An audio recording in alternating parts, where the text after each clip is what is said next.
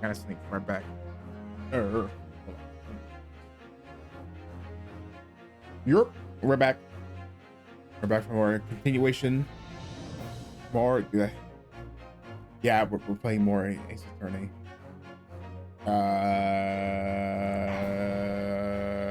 Can I get a? We're gonna. Investigation part 2. Well, not really part 2. Wait. Oh, okay. I'm like, wait, huh? Oh, okay. No. So we finished the first part of the first half of the trial. We got suspended, so now we're doing back to investigating. So and yeah, so we're gonna do that until Monster Hunter comes out, and then I'm gonna leave you guys to fend for yourselves. I'm gonna go. I'm gonna go out for a bulk and never come back. For at least like a week. No, that's not true. Maybe. Probably. Maybe not. No promises. But yeah.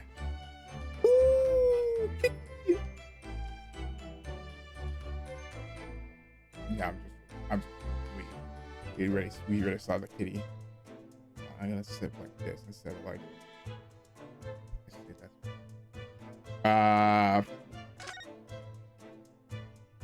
No. Okay, no. We finished.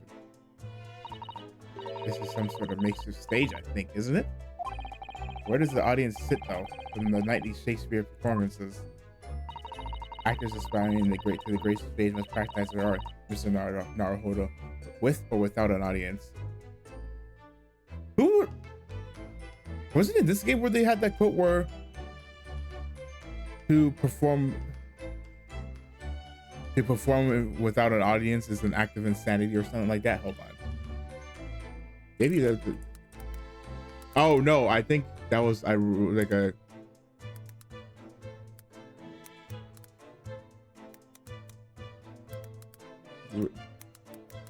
Yeah.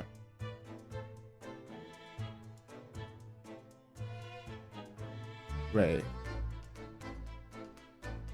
Was that thing? Who said that?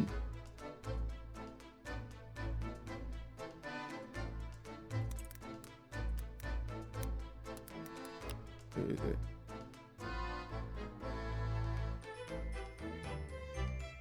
Maybe I'm going to say, but didn't some? I swear I saw that somewhere where someone said to perform with no audience is to be act insane.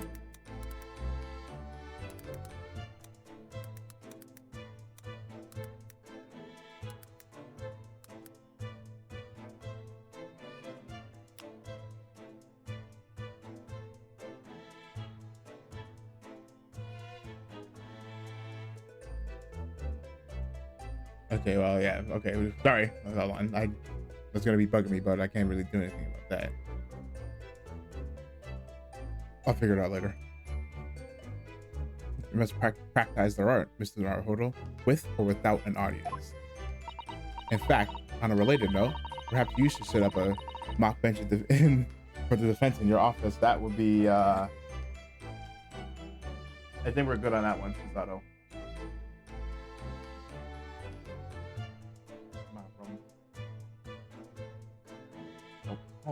That. Nope. Holy. Sorry. Okay, that should be better. What? Yeah. Then you can practice your art every single day. I'll think about it if you promise to don a beard and play the role of the judge. Well, if that would help you achieve your goal. This I have to see. I'll hold you. Yeah, like I'll hold you to that. Don't test me. I'll.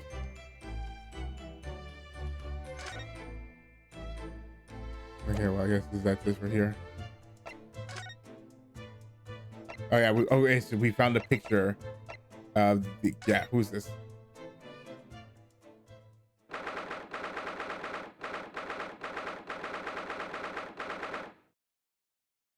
Mr. Mrs. Garrett room. Well, it's only Mr. now because Mrs. is in jail. Mr. Garrett appears to be out. Oh well. suppose we'll just have to come back again later. Okay, maybe go to Miss Olive's room. Is she still here?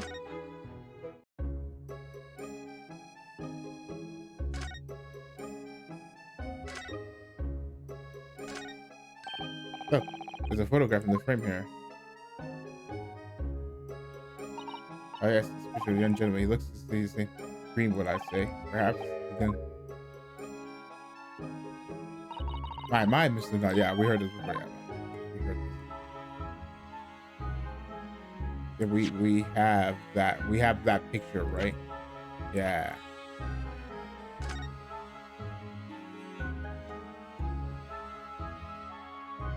I wonder who this is.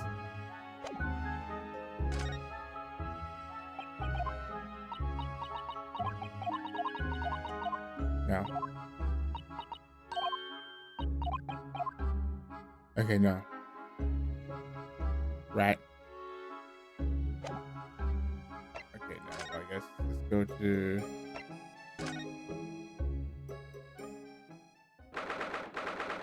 Oh, there's something out here. Nope.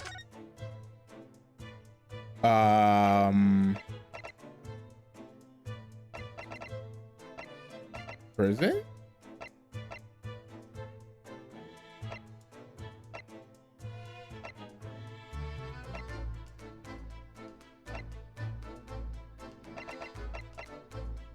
Let's go to the prison.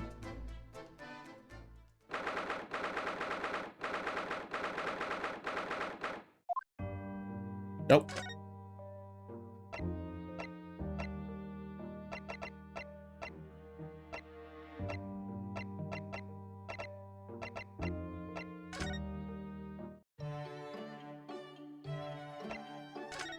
Nope. Okay, hold on. That's Susato.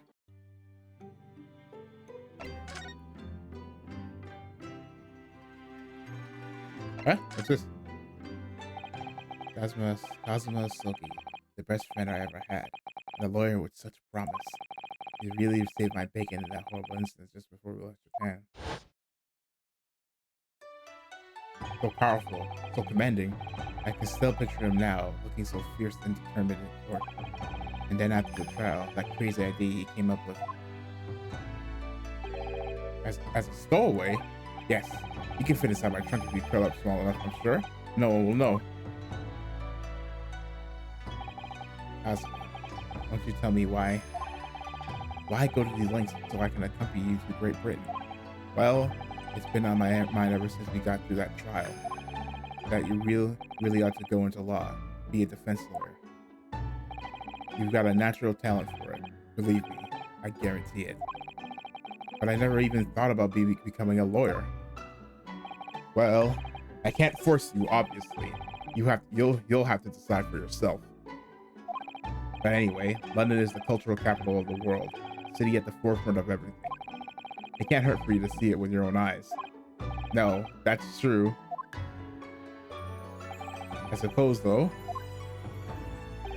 if you were to become a lawyer, then one day... One day what? Ah, oh, no, nothing. Never mind. Naruhodo-san? Oh, sorry. I was just thinking about Kazuma. Yes, he's forever in my thoughts too. Change the Japanese judicial system for the better. That was his dream. And that's why he was so desperately wanted to come to Great Britain to study, of course. Yes, that's right. But yeah, as me and the player knows, that's not gonna happen. Yes, I do wonder if his true intentions lay elsewhere sometimes. I don't know. The thought just takes hold of me every now and then. That's all. Oh, I guess we can just talk about this now. Naruhodo-san, what do you mean by Kazuma-sama's true intentions? Oh, this is the first time we hold up the sword. I mean this. His katana. I never expected to inherit this sword after Kazuma passed away, of course. No, I know. It was because I asked you to take it. When I have it at my side in court, I feel as though it gives me courage. Yes, Actually, the night before he died, he told me a little about the sword.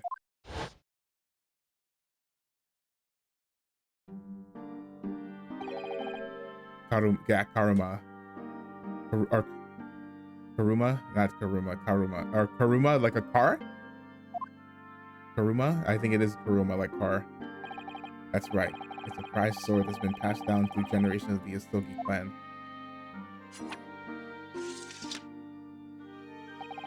A Japanese man's sword is a soul, Ryunosuke. I can't be parted from my kasana. Karuma guides me. I truly believe that.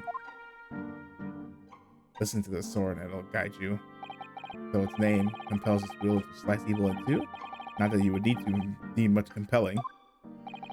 On that subject, there's something very important that I have to do in Great Britain. Something you have to do. Yes. I'd appreciate you seeing it through with me. Of course I will. Whatever it is, I'll see it through the end with you. I knew you wouldn't let me down. But we still don't know what that means. What did he mean by something very important that I have to do? I had hoped that the answer to that question would become apparent when we arrived here, but as yet, I've not felt a single clue. I see. Okay. What should we do next? So, we know that suspicious not the key to the victim of the night question, but as he isn't in the culprit, then obviously, yes, the poison surely wasn't in the tea. But if that's the case, how on earth did the poison get into Mr. Sansevier's body?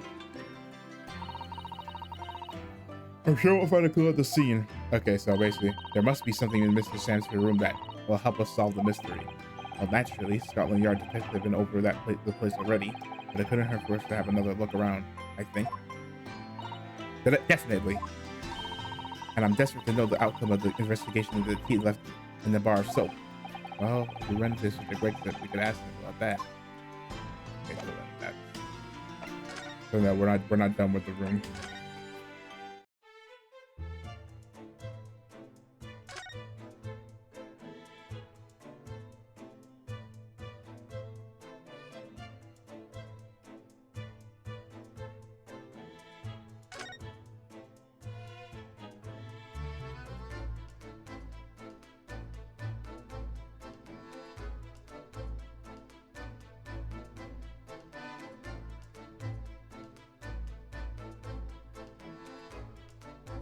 Okay, it looks like we're done.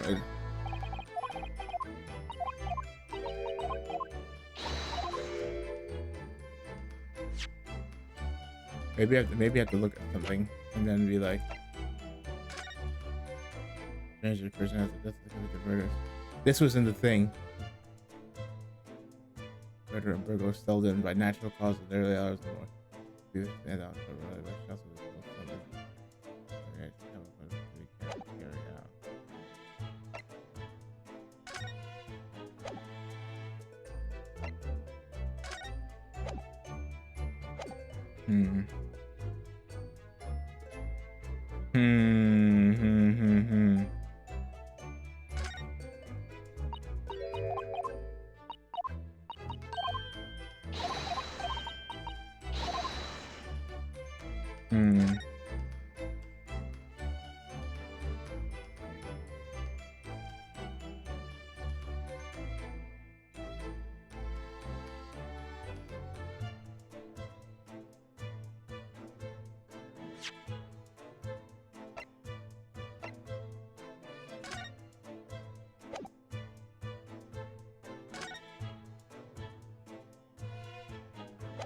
No.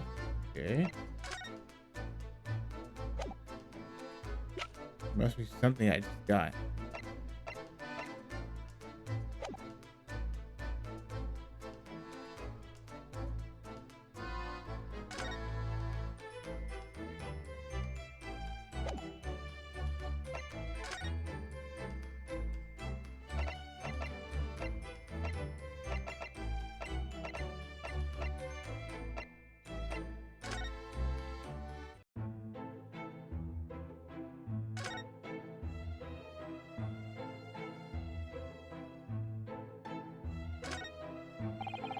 Probably shouldn't poke around in here with us. Just scared of his Okay, so then no. Nope.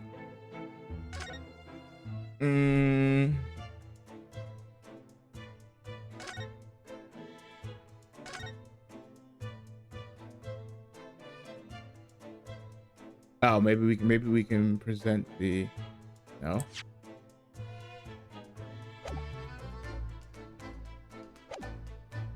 No, we can't present. Yeah, no, we can't present. Hmm.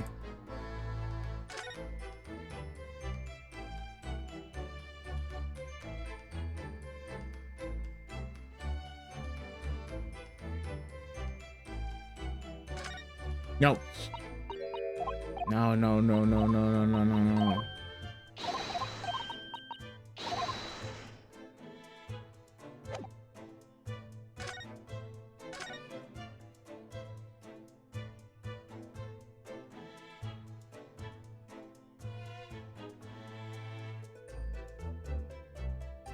We did the cat. We did the thing.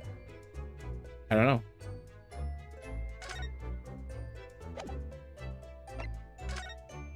I don't know. I don't know.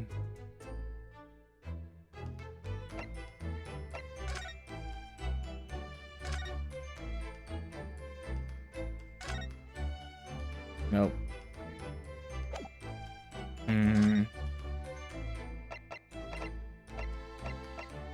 We've been everywhere, so there must be I must be missing something.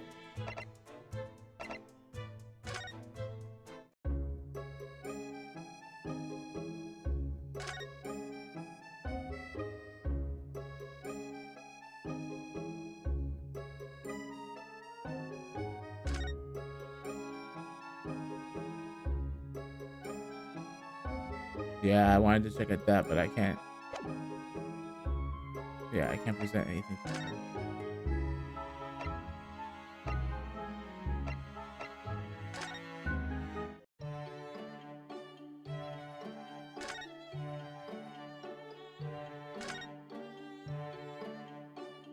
Nope.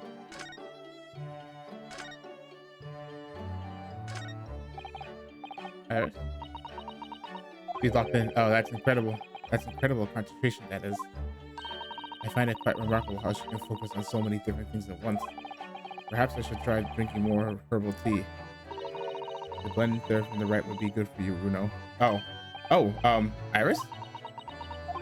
This girl is destined for great things, I'm sure. Okay, well, aka she's busy. Busy.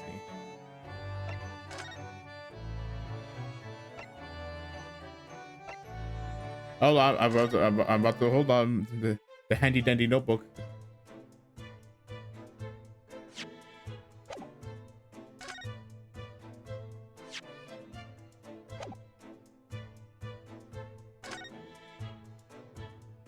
Okay, well, notebook time.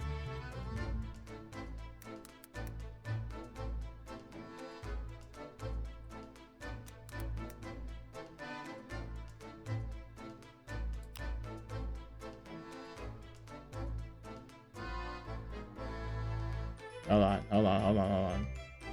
You?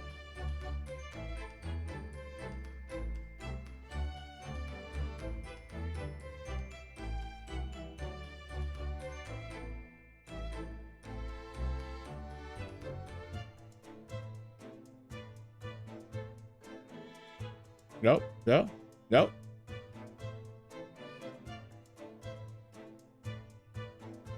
Nope. Nope. Hold on.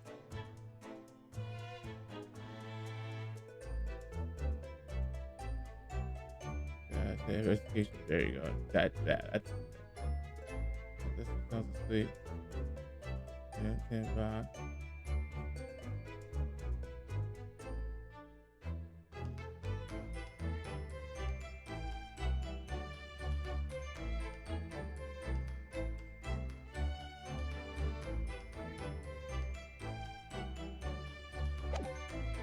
Okay. Is that called hidden? Is that called hidden photograph? Yeah, hidden photograph. Okay.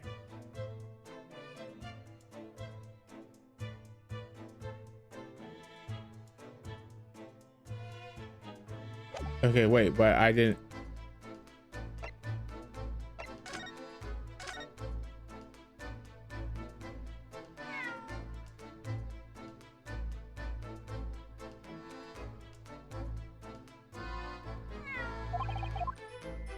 I I went to the prison. It says go to the prison. I went to the prison. I went to the prison. He was. Did I not go to the prison?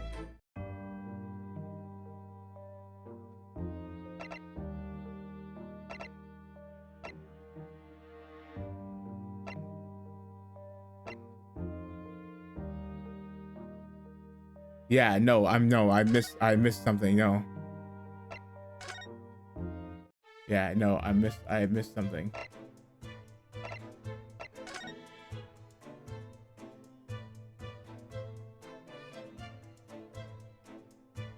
Oh yeah.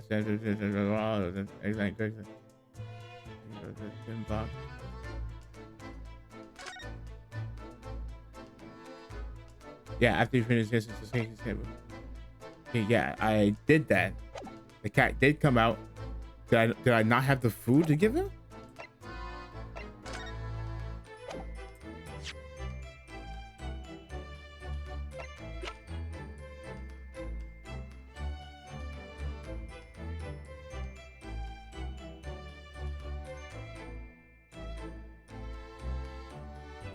Yeah, hold on. This guide is not very.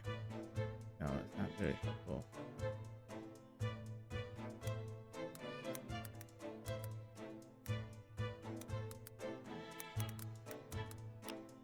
Yeah.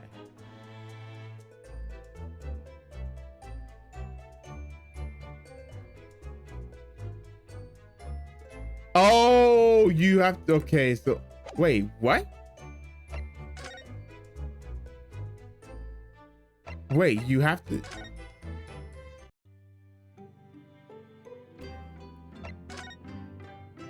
I had. Yeah. Okay, so apparently you have to. You have to talk to exhaust her dialogue first. Oh, it was quite a shock earlier today, wasn't it? When the victim himself turned up in court and took a stand. I know. Not only that, but then finding out that he's actually a barefaced gas thief as well. Yes, that was certainly a surprise to us all. For a while, it seemed as though everyone had quite forgotten about Soseki-san poisoning the thief. Careful of your phrasing, Susato-san. He didn't poison anything. And there's more to this than Mr. Sansier. More to this Mr. Shamsier than we yet know, I'm sure. Mr. Sansier certainly wasn't the noble, upstanding man everyone thought he was at first. What's become of him? What's become of him, actually? I was told that he'd been returning to the hospital ward where he was recovering, receiving treatment. Oh, which one is that? Let me see. Ah, yes, he's at St. Bartholomew's, or Bart's, as Londoners call it. We know that. We know that place, don't we? Yes, we visited Miss Green there yesterday, in the same hospital to which she was taken. Yeah, yes, after Sasaki-san stabbed her in the back. Do be careful of your phrasing, Naruhodo-san. He didn't stab anyone. Perhaps we both owe Sasaki-san an apology. Yes, maybe we do. St. Bartholomew's. Yes, we should probably visit the hospital later. Okay, so now if I go to... Now if I go back... If I go to the prison, he should be there.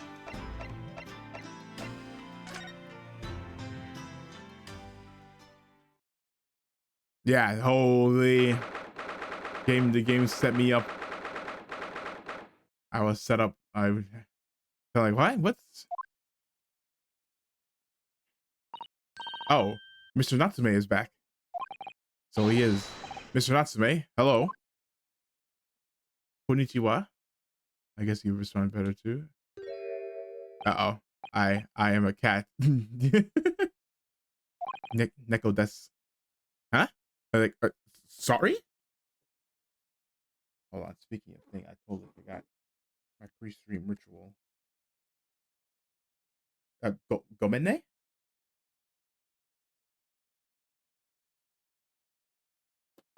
Nani? I don't know. Naidasu? I don't know who Mr. Natsume is or Herlock Sholmes. I don't know about the court or trials or Old Baileys.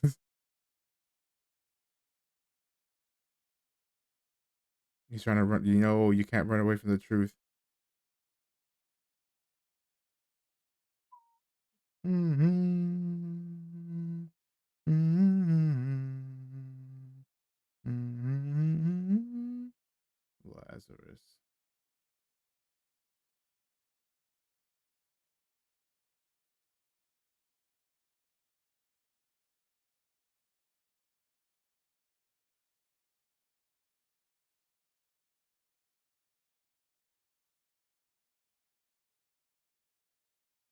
Oh!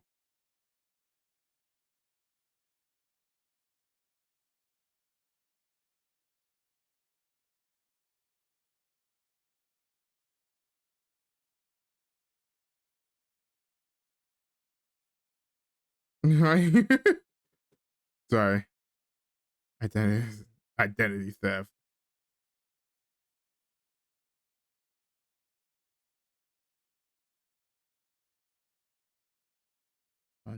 Hunter the must hunt. Yeah, that's tomorrow. Okay. Mm-hmm. I'm a cat. That's what I am. Just a cat. Mr. Naruto. He disassociates. Mr. Naruto. He's trying to escape from reality. Trying to. He already has completely. So, what is your name then? As yet, I have no name. Mr. Naruto, he hasn't fully thought of his new identity yet. Maybe it's not too late to bring her back to reality. Do you think you could open your eyes for us, Mr. Natsume?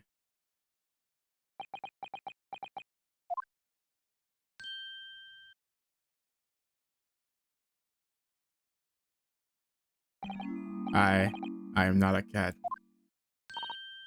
Neko Nai.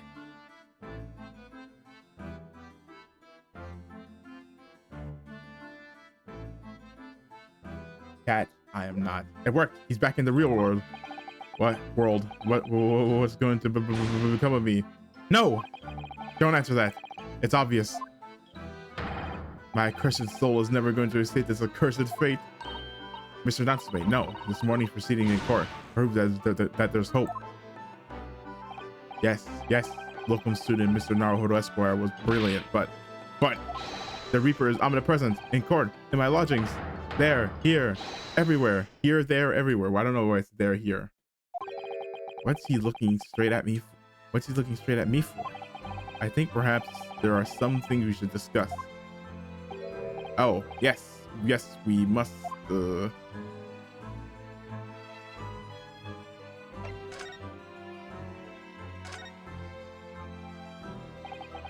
my whole life, have I ever been so moved as I was today? No. Of course, if I cast my mind back, there were perhaps one or two other occasions that moved me more. But if I just block those out, and then today being in that courtroom was the most moving experience of my life. Locum student Mr. Naruhodo Esquire. You're too kind.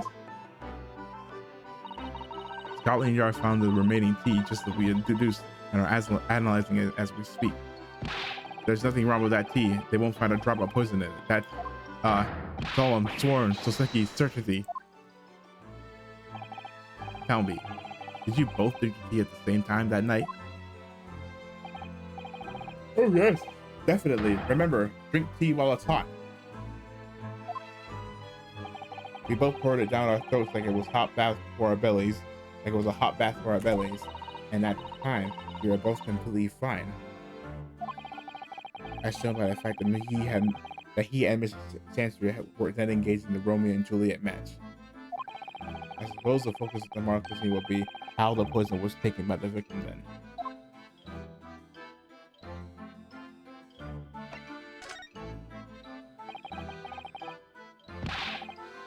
That rotten Mr. Shamspear. What have I ever done to him?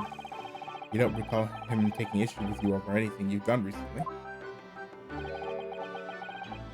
I've been holed up in my room, immersed in books. I don't recall anything. Anything at all. Right. No, Naruhodo.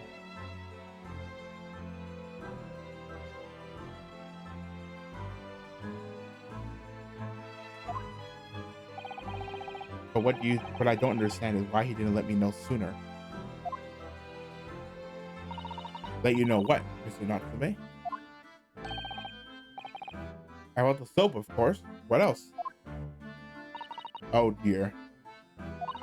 Are you judging me with such a meager stipend? Of course I am.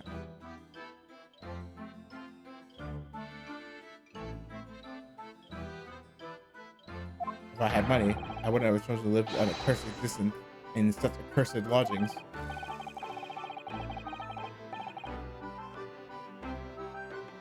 Oh yes, you said it's because of the place's curse that it's so cheap, didn't you?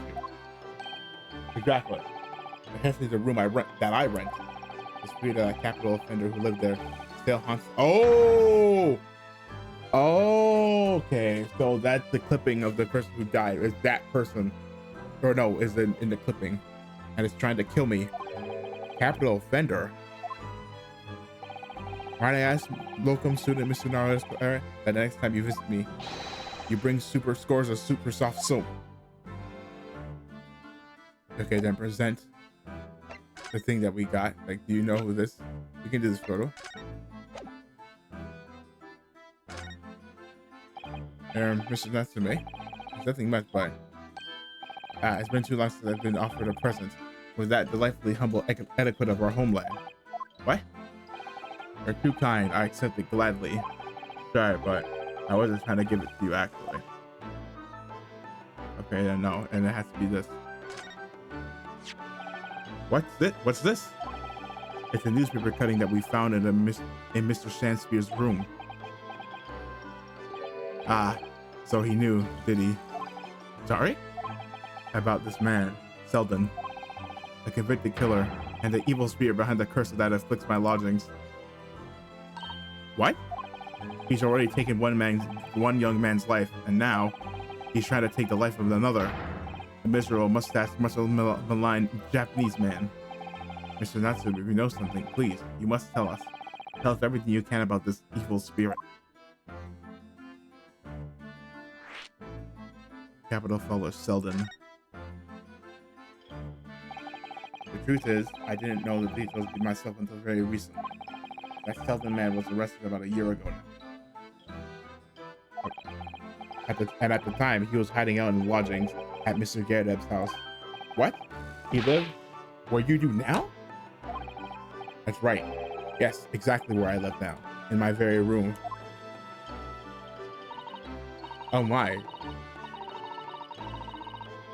Oh my, your room was previously occupied by a criminal found guilty of a capital offense? But before his sentence could be carried out, he died in prison. That was 3 months ago now. And that's when it started. The curse. What really is this curse you keep mentioning, Mr. Natsume? It's already caused one death. A few months after the criminal passed away in prison, a man died in the room. The man who rented it after Selden, in fact. The poor lodger, he was found dead in mysterious circumstances. The room was locked from the inside. Locked from the inside? Exactly the case we're dealing with now. So, that's the convict's curse, is it? Yes, well... That was the start of it.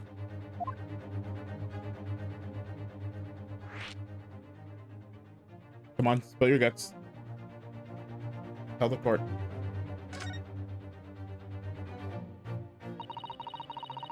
Do you have any idea how the lodger before you passed away, Mr. Natsume? The official cause of death was asphyxia.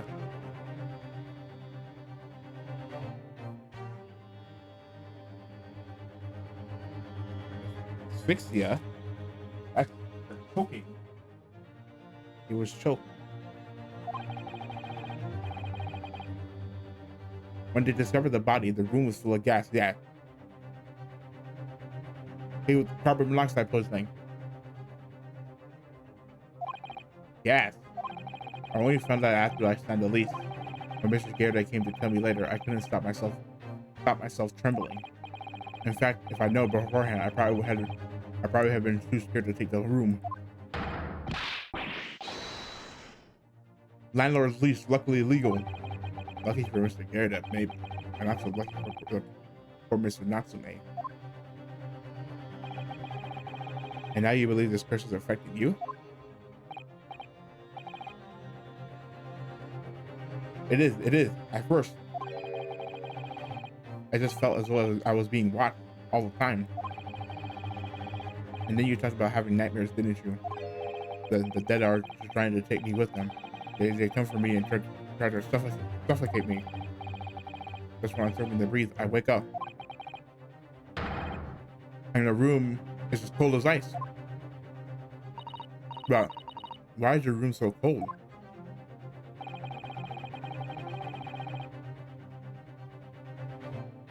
London winters are too cold to bear without any heating on overnight. But for some reason, even though I light the stove before I climb into bed at night, the pilot light always goes out and the room fills with gas. Oh, but that's terrible. Mr. Not, you know that can kill you. That's exactly the same situation as what led to the previous occupant's death. Then there's what happened. Then there's what happened to Mr. Samspear last night when he was mysteriously poisoned. There's clearly more of that incident that can be explained by a curse, though.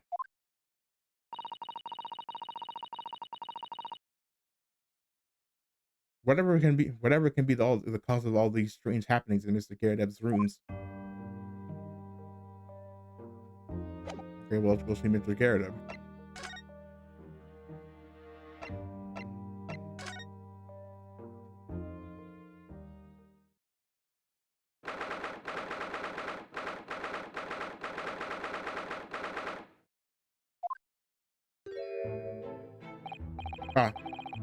You're here now, Mr. Garrett. Right, solid business this for me, you know? Getting out and about. Were you at the Old Bailey by any chance? Naturally. Fate of my lodging hanging in the balance and all that. Not a trial to miss. The fate of what's already been dubbed your haunted lodging, yes. Of course, the place has caused quite a stir around the capital on more than one occasion already.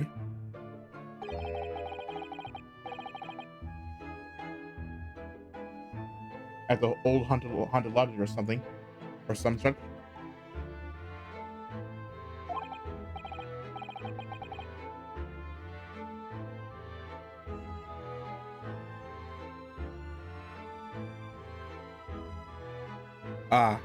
Well, at least he knows. Makes you wonder what the blazes is going on, don't you know? Oh, when did you get here? Yes, I'm sure it does.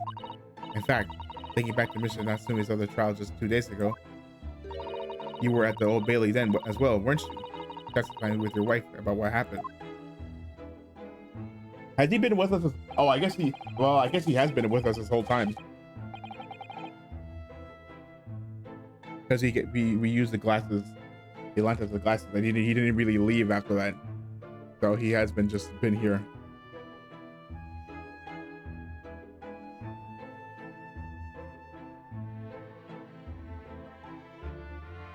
Stopped off at the prison on the way home. In fact, that beastly business.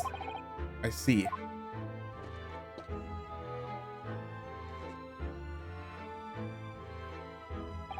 So, what brings you to my haunted abode today, eh?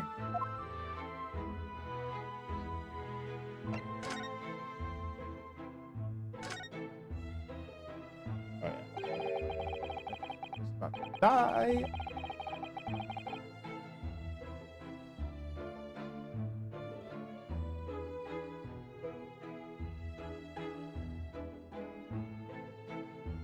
Oh, obey your mother. Some fishy fellow from the Far East and a failed actor, a chap of questionable character, eh? Yes, the house does seem to have become something of a magnet for rum fellows of late. Thanks to that Bali curse. The convict's curse, you mean? Ah, heard the stories, have you?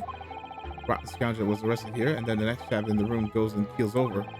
Then there was that woman who dropped the dead just outside the street. Not to mention the actor yesterday. Am I next, eh? Well, can't help but get the collywobbles, can't you? When you say the woman who dropped dead outside on the street, do you mean Miss Green? Because Miss Green, who was stabbed by his knife, and Mr. Stamsy was poisoned last night, are both very much alive still. Yes, well, so is that blasted convict's curse, it seems. Personally, I should be quite content with such lodgings. A bath, a toilet, a fireplace, a fascinating history. Why? It sounds like the lap of luxury. I'm not so sure about that. Well, there's no bath or toilet included, and no fireplace either. But you do look out for your tenant, don't you? By watching the rise and fall of the flames in your gas lamps up here. Sorry, excuse me. Yes, never hurts to keep an eye on things, in case there are any mishaps or such like. I think you had a mishap already, sir. That's not helpful, Mr. Soames, like, at all. Dude, someone almost died, man. Heaven forgive me, the words just came to my lips.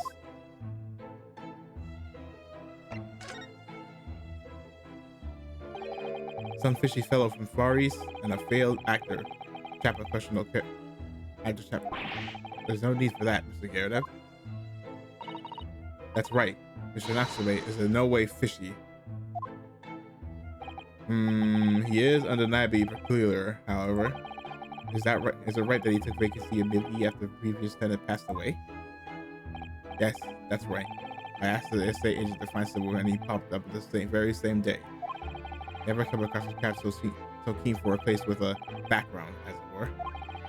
I don't think it was the room, but the background that he was keen on. So much cheap rent, actually. So, how long has Mr. Chancellor been lodging under your roof?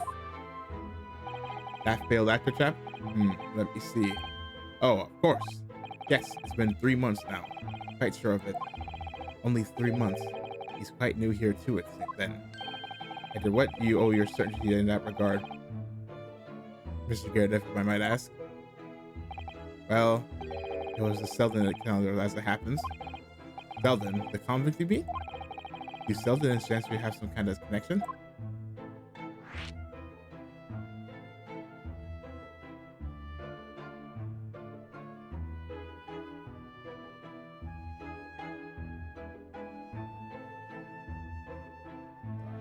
Crack it over a cold one.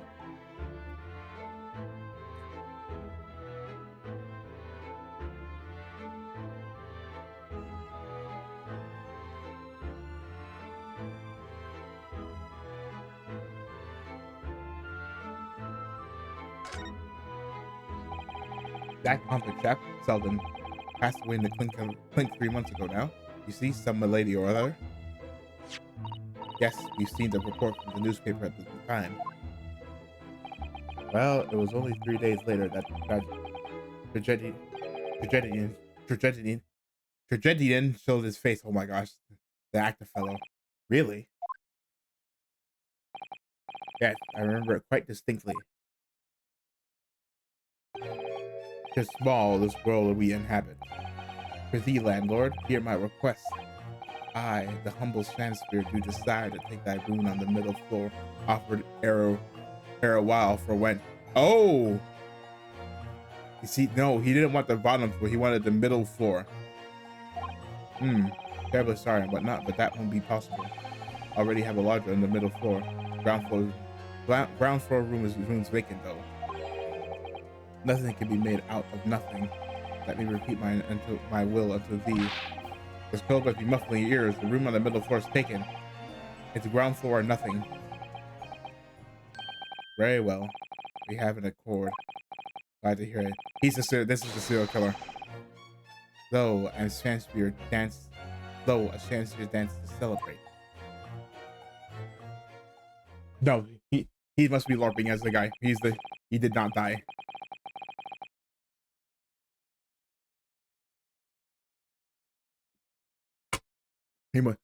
I'm calling it he faked his death. From what I heard in court today, sounds like the chap was thieving gas. And he was 3 months in the arrear. And he was 3 months in arrears with the rent. Rent too. Yes, the fellow was a Bolly player, all right. Thank you for your candor, Mr. Garrett. We are most grateful. By the way, of sort of appreciation, allow me to say 1 or 2 words.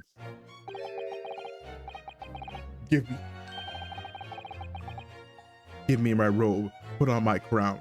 I have immortal longings in me. What's happening? What's happened to you?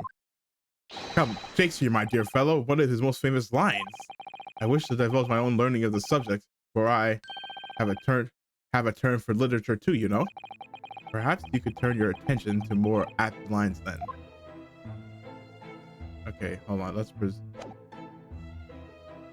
Hey, what's this? What is this?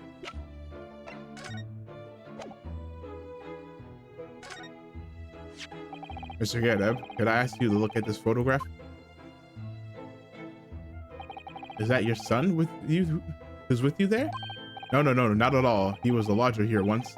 Duncan Ross was his name. Duncan Ross. A street photographer happened to be passing, so I asked him to take a shot. Just for kicks, really?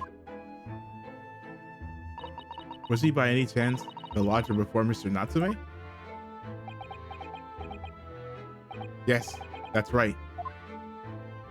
Ah, the young gentleman who died in the room in mysterious circumstances. Just what Mr. Mustache was waiting for, one might say. Yes, young Duncan lived in the room at the top of the first flight of stairs before that Japanese chap. Would you mind telling us a little more about him? Tell us about Duncan. Yes, Duncan Ross. Young chap was attending art school. Had to work to pay for it, mind. Moved into the middle floor room about a year ago. After that, criminal Selden was arrested. Young students are always on the hunt for rooms with a history behind them. A history of cheap rent, maybe. Yes. Yes, well, anyway, it was web warning about a month ago. Now.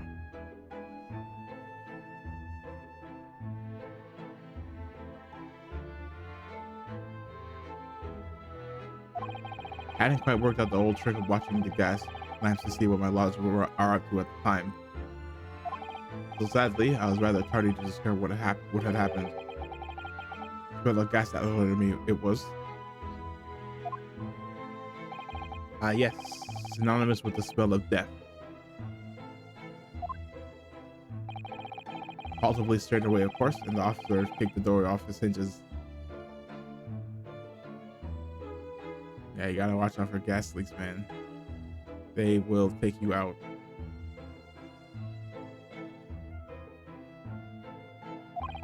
But once we got inside, we all badly collapsed. Oh, because of the gas? Yes, room was full of it. No air at all. Oh, because the window was sealed. So basically, yeah, so he's being thing. He's carbon monoxide poisoning.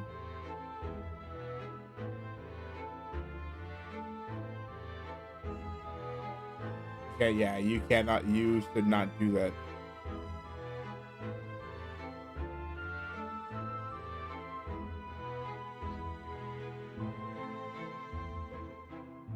Yes, room was full of it. No air at all.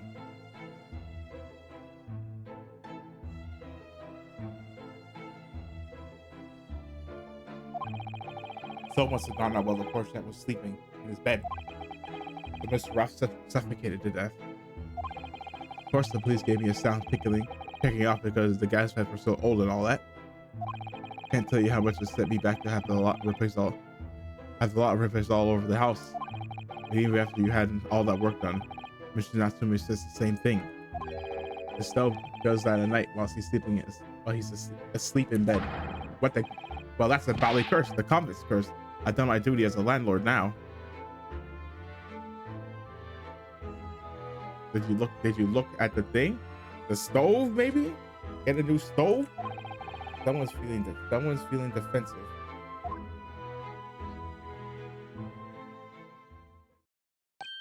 Ah, that reminds me actually. Huh? Oh, you have something? Hopefully not for me.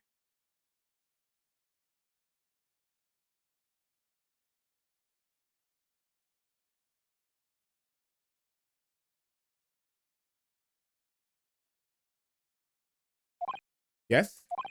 About young Duncan, the night before that poor chap perished. He'd been writing a letter of affection to a young lady. Oh, Allah's sweetheart. Duncan liked her, but he died.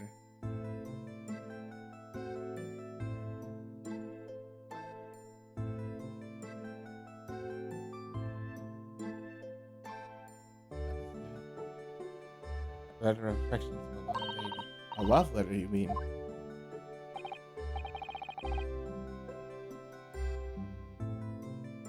Yes. Where did I put it now? Ah, here it is. Left it on my desk. If you'll excuse me. Let me see now. What does it say? You're not gonna yell at him for reading a young maiden to my most beautiful and charming sweetheart. Do you think that we should be reading such a personal piece of correspondence? He's like, if you don't want to read it, I'll read it.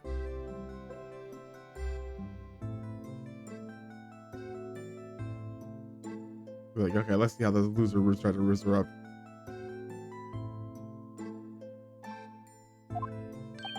My dear Mr. Sato, that is precisely why I profess my reading with, if you'll excuse me. I will not excuse you, Mr. Soames, no. Sadly, he didn't address it though. But I have no means of delivering the thing. Rather sad, really. I see. That's gonna play on my mind. No, I guess I know who it is. Oh, okay, no, now what we have to do is we have to go to her room and examine the picture again and be like, wait a minute, why does he have a picture of Duncan?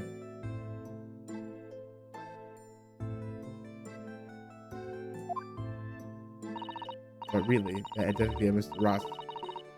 Ross's sweetheart has no bearing on the case. I think we should leave well alone. Yes, I suppose you're right. Indeed, the intended recipient's address is missing. However,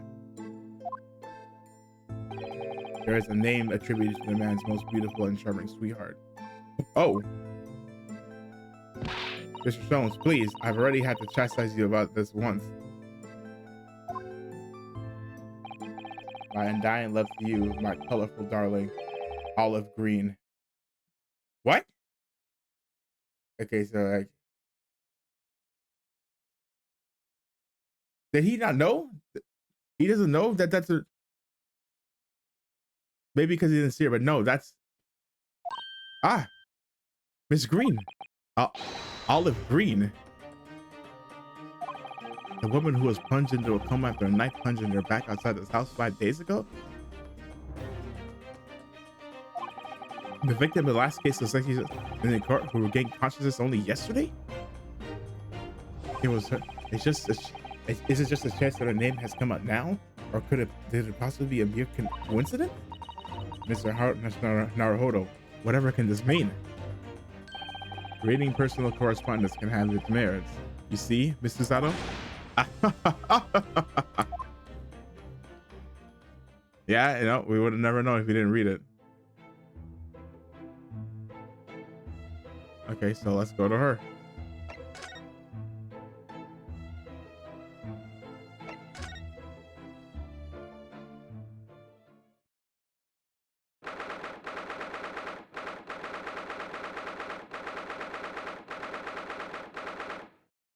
Oh, she's not here. Mr. Naruhodo, I've just finished speaking with the doctor. It seems Mr. Green is well enough to be discharged at last. This is good news, but hopefully, just before she leaves. What is it?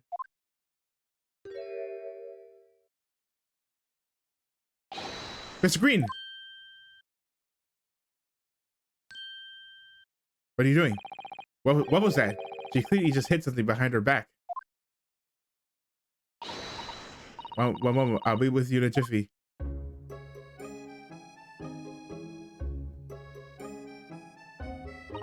Oh, hello everyone.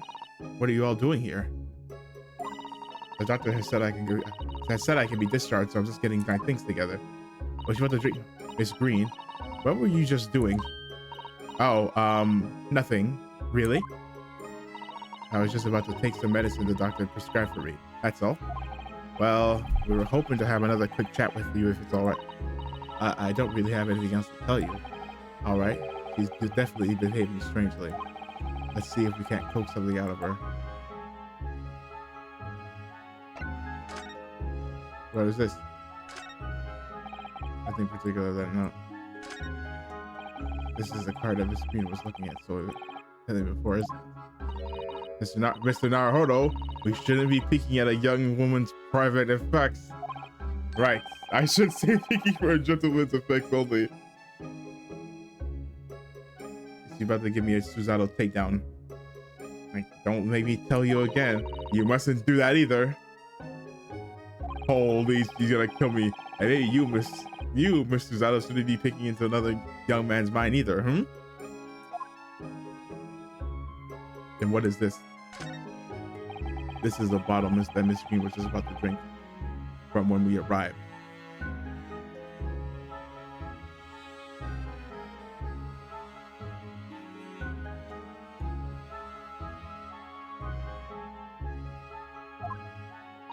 Yes, she looked rather preoccupied, didn't she? Perhaps it's very bitter. I can't stand bitter medicine. I suppose that could be it. But in fact, whenever the doctor prescribes me medicine for a number of days, I always take out she's gonna that's gonna give her the ick, man. You're gonna give Suzato the ick. Look, she's gonna like, oh no, you fucking idiot. She's like, you idiot. What are you doing, bro? Well, if you have to take something you don't like, it's best to get it all out of the way in one go, isn't it? Oh dear, and I thought it was Miss Green that I should be worrying about at the moment.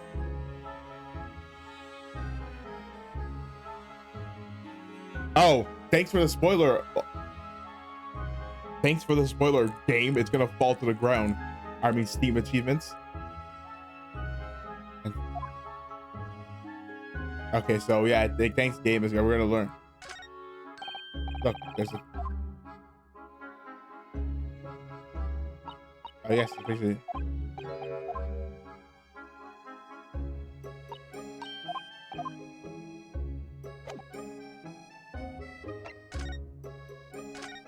Hospital discharge. It's wonderful that you're gonna be discharged, Miss Green. It really is. Ah. Oh, yes. I mean, thank you.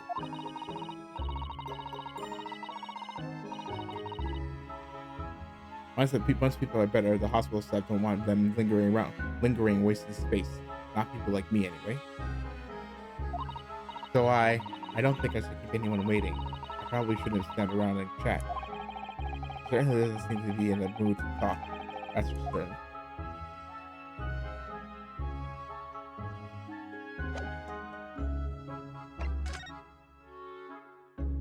I guess we should.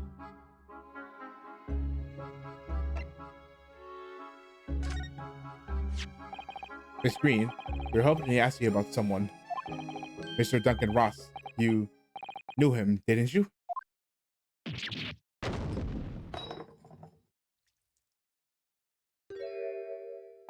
Oh no, I'm so sorry. The bottle of medicine fell down when she did. Right. Oh, Miss Green, are you all right? Uh-oh, she passed out?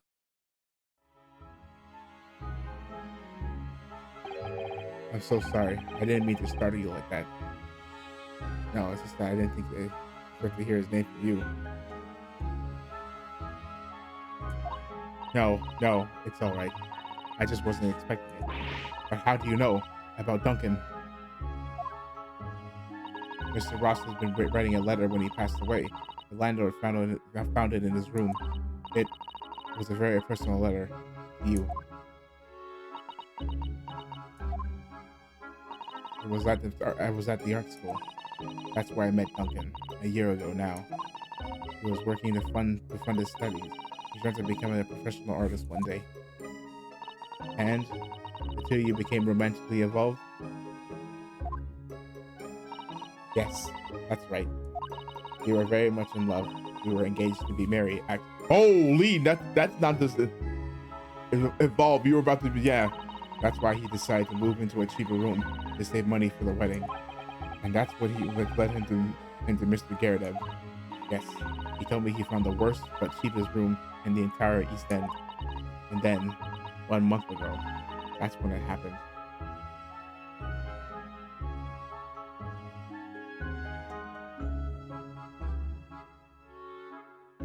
That's when it happened. We're so terribly sorry, Miss Green. That's awful. That's awful, man.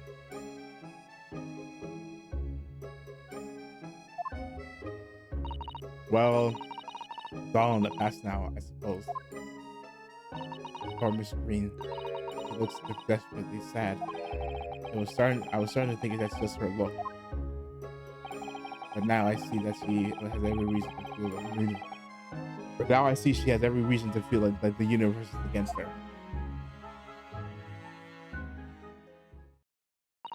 I do hope you won't think I'm being rude, but I gotta go. Would you mind leaving me in peace now? I have to leave the hospital soon. Oh, I'm so sorry. We didn't mean to hold you up. Of course, we'll be on our way. Mr. Naruhodo, surely you were not about to leave. That's quite out of the question. Yeah, look, the mouse is dead. Yeah, she was about to kill herself.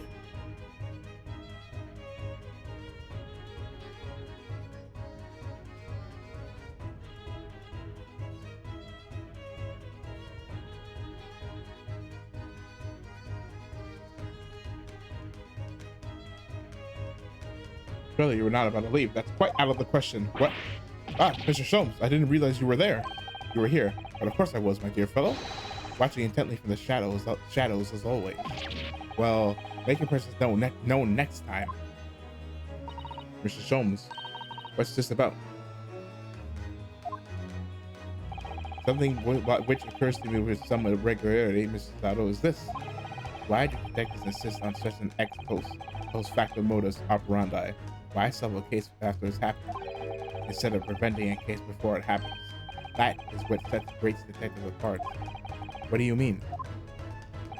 There is a case waiting to happen under our very noses, Mr. Naruhodo. So let us avert disaster. Let us prevent this case from ever happening, with nothing but careful observation. All right. All the clues you need are set before you. You need only look, and you cannot fail to see. You can do it, Mr. Naruhodo. I know you can. It's this. I already know. Whoa, that mouse seems to be dead. Look, I didn't notice it was there before. Did you? I think perhaps he drank the medicine that spilled out of the bottle. But that's the bottle that Miss Green was about to drink from when we arrived. Yeah, she's about to kill herself. Oh my gosh. Like, oh, you don't think. I see you've come to appreciate the true nature of the scene. That of a tragedy about to take place. Yeah, we came in literally right when she's about to kill herself. Yes, I think it's falling into place. Miss Green, the contents of the bottle you had before has spilled out on the floor, and the poor mouse that drank it has sadly died. Ah, I think it's clear that the bottle must have contained a powerful poison. Were you about to, Miss Green, were you about to kill yourself? Don't worry, I will tend to the mouse presently.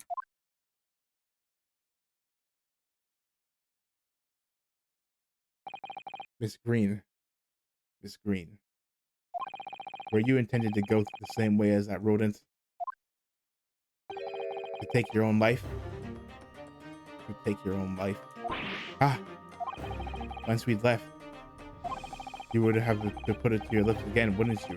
And taken the poison. I, I, no! Miss Green, please talk to us.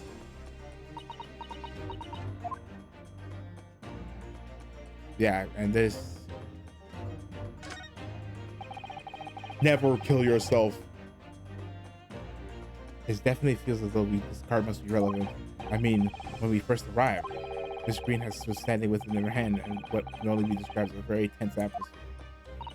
Yes, it may very well be related to whatever incident Mr. Stone believes is about to happen here. Perhaps we should ask Miss Green about it.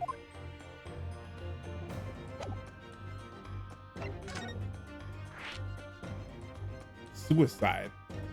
Miss Green. 10 seconds later, and we would have arrived at a very different scene here. Literally, not even 10, literally maybe even a second later. 5 or 10. 2 or 3 seconds later, she would have just drank the poison and be dying. Where did she even get it from?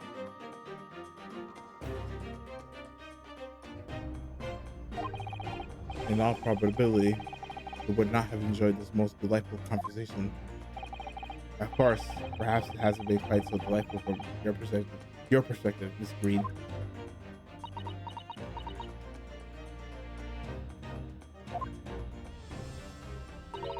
Actually, in a way, now that everything's out in the open, I feel like a weight has been lifted.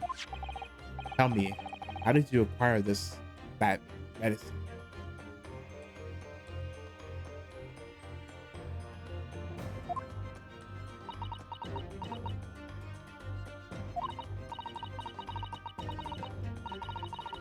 Well, with this being the hospital at all, when the doctor comes to examine me in the mornings, he always leaves the medicine cabinet open for a while. I stuck this out when he wasn't looking. It conspicuously lacks a label. I wonder what it contains. I'm afraid I don't really know. Well, no, even if it is specifically like rat poison, that's still not. You should not. As I don't know if it needs to be said, but you really should not be eating any kind of poison.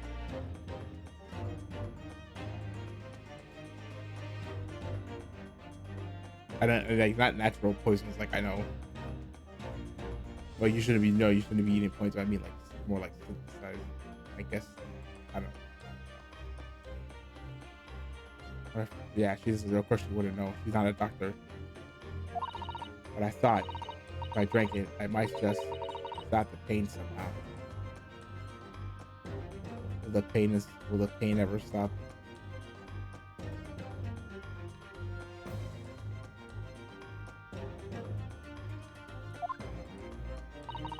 Oh please. Oh please, Miss Green, don't talk of such things. Yeah, no, it's the end, man. Doing that is not. That means the end.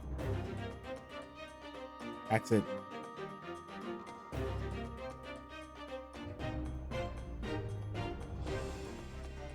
See what?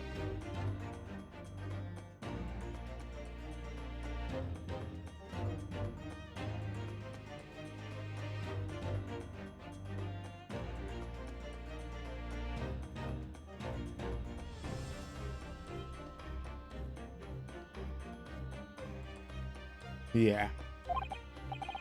Well, it seems. Oh, well, this is gonna get flagged. Well, it seems clear now that it contains poison. Yes, that's poor little mouse was poof fat. Poof fat. No! Oh no! Oh, it's all my fault. What have I done?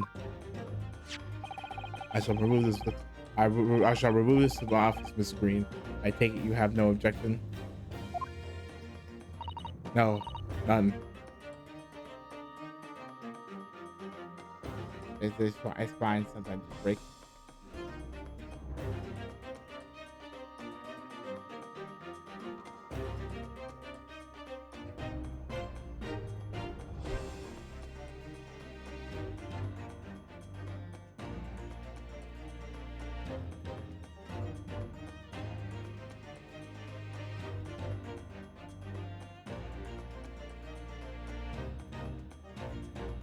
No, none. Ooh, this yeah, we're having an intervention right now, basically. Card.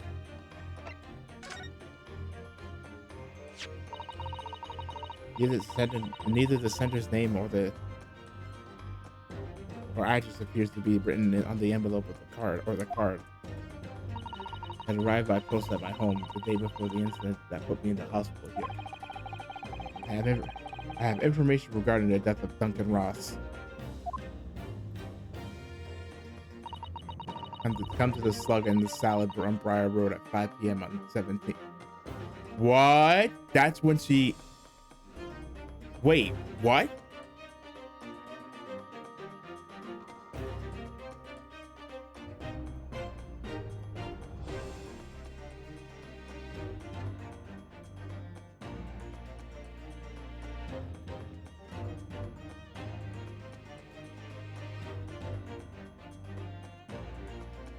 Yeah, totally.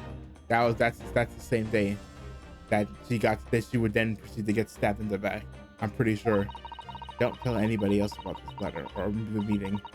It's a matter of the utmost importance.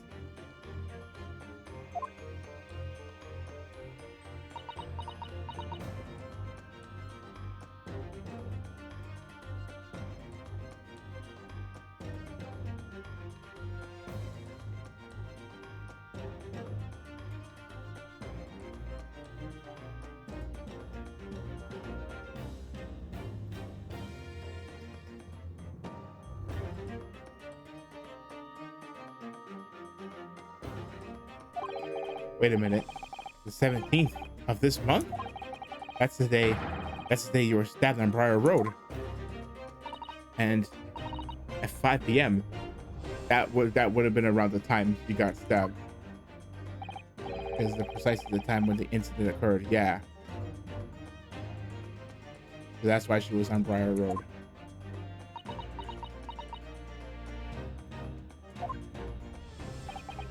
The Slug and Salad. Yes, up on the northern corner of the Briar Road. Briar Road is the street that Mr. Garrett's house is on. In case you forgot.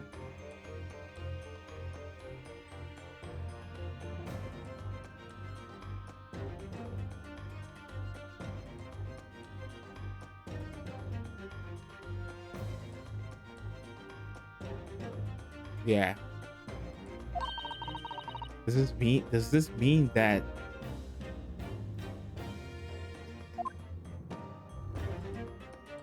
yes, I'm sure you guessed that day when I was struck by the back by the knife.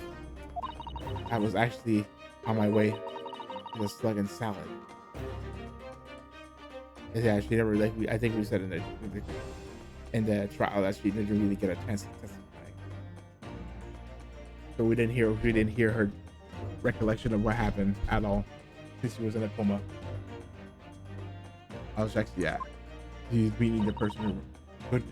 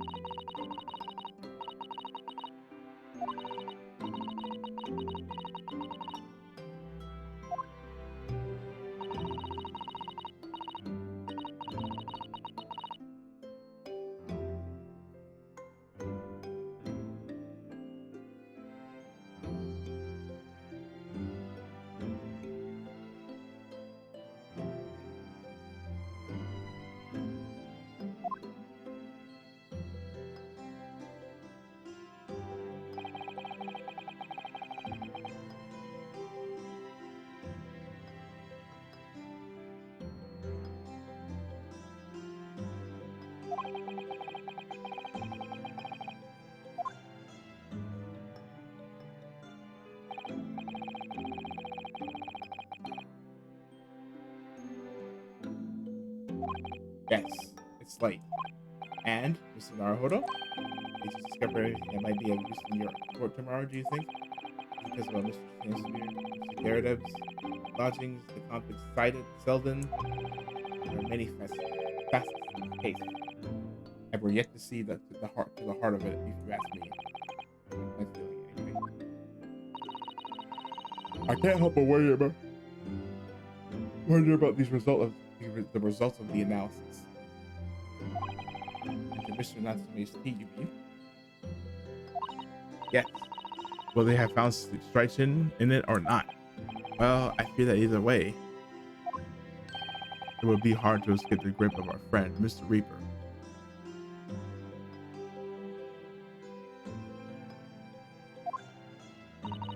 Oh dear.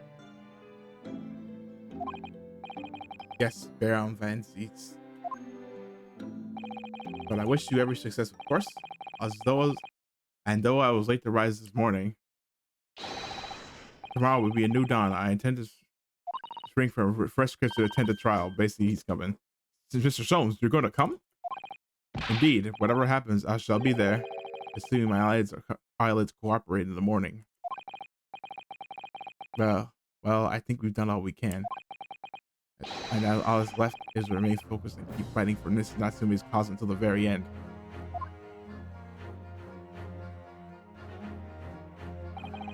London, the world's most prosperous city, home to some 6 million people. But away from the razzle-dazzle, down back alleys and behind bricked-up windows, the lonely lurk. Saseki-san had battled long and hard with loneliness during his many months here. And so I felt honor-bound to battle equally hard for my compatriot, to lift the curse that gripped him. As Mr. Soames said, tomorrow will be a new dawn for all of us.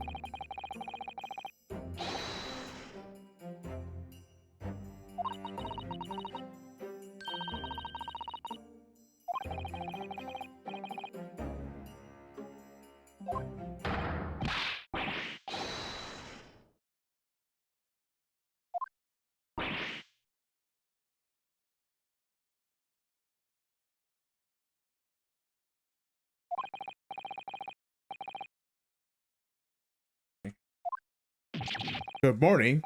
Good morning. Welcome, student Mr. Naruhodo Esquire. Listen to you two, chatting away happily as ever. Oh, you know what? Huh?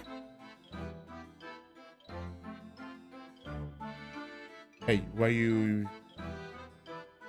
You know what? I must know what what happened. Maybe what happened was I think I've been pressing enter on a numpad, and my mute in OBS is the period or delete key right next to it. So I must have accidentally pressed it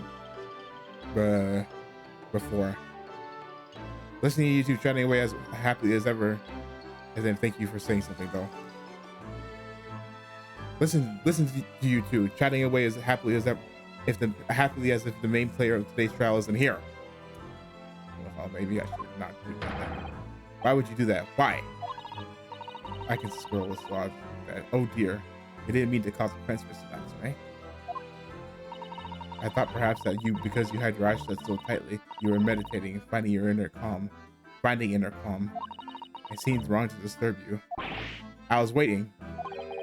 What's the matter, Mr. Natsume? You seem different somehow today. Well, sorry. You don't. Why, naturally, that's because I've attained spiritual enlightenment. The path of literature, you see, is a journey to discover one's own death. Or such like. That's the sort of morning conversation I was hoping for. That's why I had my eyes shut. I missed the signs, I'm afraid. Somehow. You'll have to forgive me. Ah, and you mustn't talk of your own leading, your path leading to your death, Mr. Natsume. That was just an example. Oh yes, there it is. Oh yes, there it is. Inner calm. You barely came to see me at all yesterday. I was sure you'd abandon me and return to our beautiful long lost homeland. What do you mean? What are you talking about lost? You know where it is. We've not even been in Great Britain a week yet. That's true actually. Because we got his trial. This is because we got his trial after the first one, and that one was only a day. And the next day we got Soseki-san's trial. So yeah, it literally oh my gosh, it literally hasn't even been a week for them. We've not even been in Great Britain even a week yet. Yes, well, anyway, I intend to set everything straight in court today. I'm determined to uncover the truth. I've actually reached an important decision myself. Oh? What sort of decision? I shall fill you in after the trial. I already know it's gonna be him saying, "Yeah, I'm going back to Japan. I hate it here." All right. It would seem Mr. Sholmes isn't coming today after all. It's a very clever message, I think. My dear fellows, you must win this battle on your own merits.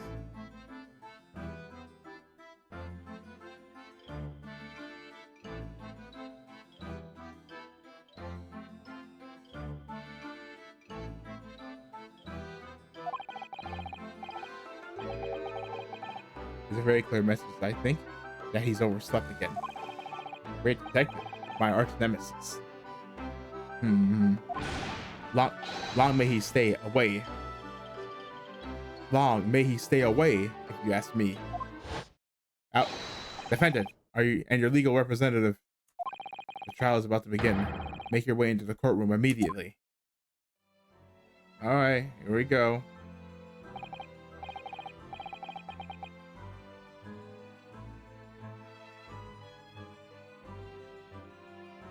Today, once again, we face the Reaper. And when the Reaper stands for the prosecution, the defense's fate is sealed. But I don't believe in that legend any more than I believe in Soseki-san's curse. Logical reason. Everything can be explained. The truth is hidden here somewhere, and I won't let it escape me. I have to keep believing in my client and keep fighting to the very end. That's all. Also, I hope you preloaded Monster Hunter.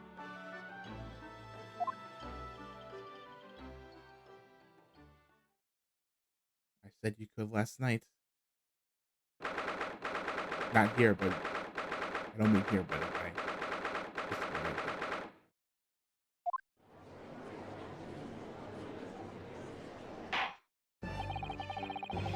In the name of Her Majesty the Queen, I hereby declare this court to be in session. I call upon the counsels for the prosecution defense to declare their willingness to proceed. The prosecution is ready. Yes, the defense is ready. Very good. And now I call upon the 6 ladies and gentlemen of the jury, chosen by a lot to represent the will of the people in this trial. Are you ready to proceed? Absolutely. Justice will be done. You mark my words.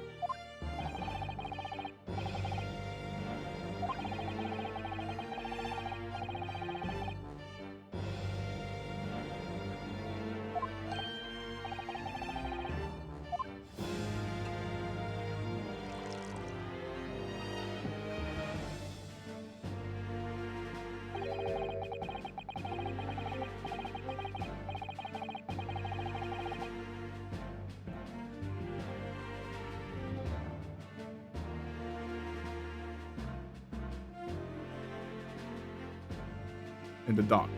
Holy, I can't read. Pray, allow me a moment to savor a liquid of more sanguine hue. In fact, I'll defer to the good detective for the report. Here's to you, Inspector. Yes, sir. Thank you, sir. As indicated by the defense, we found a bar so just outside the victim's window in the snow. And there was indeed a frozen reddish liquid and a little depression on top of it. Yes, that's the tea. That's what Mr. Natsumi brought with him that night. Well, the brains of the yard. Oh, the brains of the yard analyzed it, and yes, you're right. It was tea. And there wasn't a trace of suspicion or any other toxic substance on it in it. Ah, no poison at all. In other words, the tea that the defendant brought with him to the victim's room is innocent. It's in the clear. What a revelation. Does that mean he's good?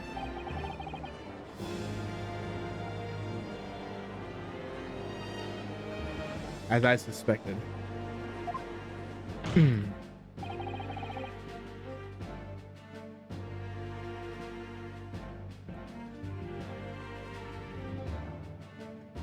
This makes it quite clear.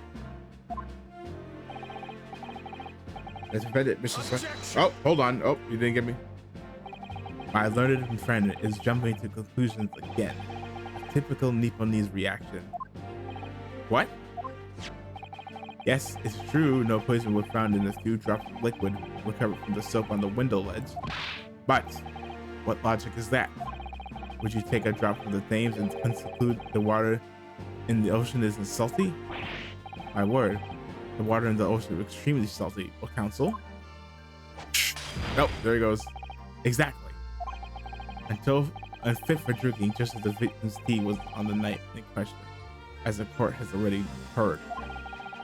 Bitter was the precise words from the lips of Mr. William Shakespeare, whom the prosecution now calls back to the stand. Oh, okay. We're gonna kill him. I mean, grill him.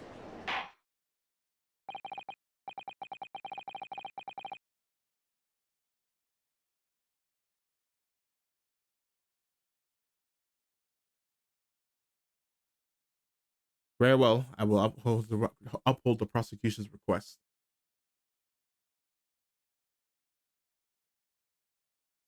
Wait, where's my Mr. Sandsphere? Yes, it sounds like we're going to have another confrontation with our theatrical friend. Bailiff, show Mr. Sandsphere to the stand.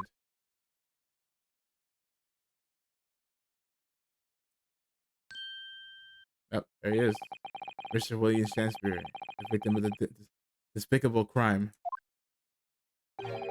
Oh heaven, oh hell, do you command me to remember? I, forsooth, twas I, Shakespeare, did have a belly full of the foul fluid given me in innocence. Yes, but as we were revealed in yesterday's proceedings, the witnesses is not as innocent as we played crass form been led to believe.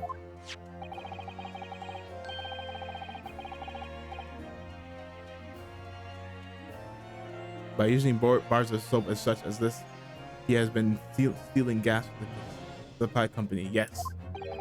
One may smile and be a villain. Forsooth, was I, Shakespeare, didn't have a reference to Rosen.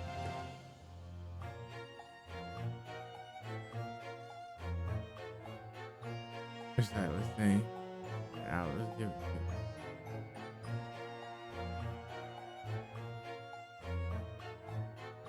Forsooth. That's right. That's right, fellow jurors. Don't forget. I have forgotten. I have kept all that about the ice cones a tidy secret, didn't you? You should have known that sooner. Arrest him, I say. Arrest him at once. I let him feel the sting in my tail. Oh, indeed, by dint of vile, cowardly means have I plotted to further mine own ends. I confess.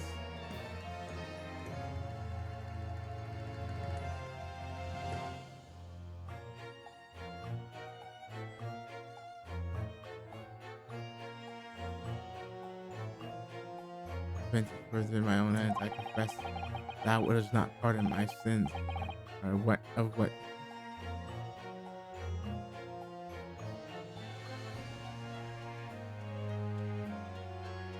that was not part of my sins. Of that, I'm sure. If you acknowledge your wrongdoing, what exactly are you doing? What exactly are you doing? Cowards die many times before their death, and for a coward such as I, death will be deserved. But I would like what did that a still greater crime passes unpunished? For lo, the hairy-faced gentleman of farther east than Verona did contrive to poison me. Objection. But there's no poison in the tea you found in your room. The police have attested to that. What of the defense? What defense would assert as an inconsistency will be quickly cleared up by the witness's testimony. Is that not so, Mr. Shakespeare? Verily, my liege.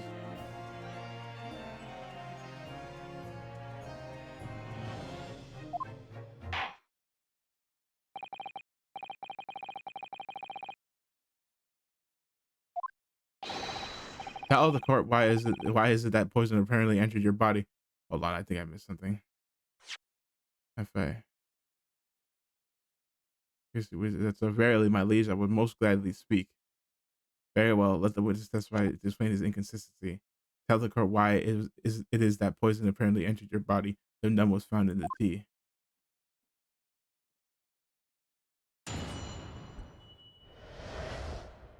The tea inconsistency. Japanese man did come to my chamber with tea and food in a pot. It wasn't my cup alone that. Oh, there is a. It wasn't my cup alone that the wicked miscreant secretly poured his wicked poison. Whilst feigning distraction in our debate, never did a drop of his own drink pass his lips. When he departed by and by, I did use the tea that the rain in his cup to make my cones of ice. Thus, it is no surprise the poison be found not in the tea I did pour into the molds of soap. Well, no, that's not why. That's not what they said.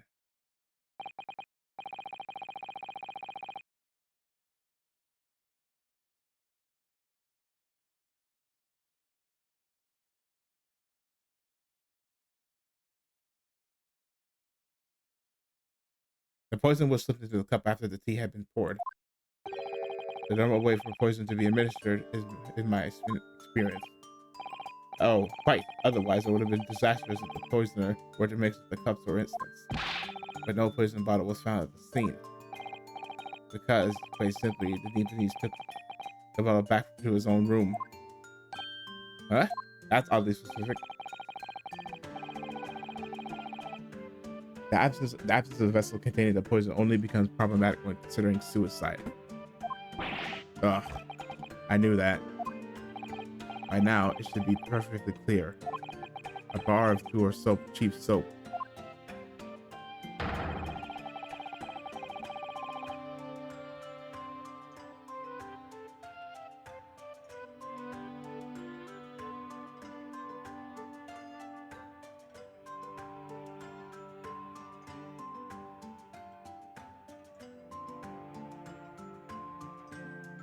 His whole wait.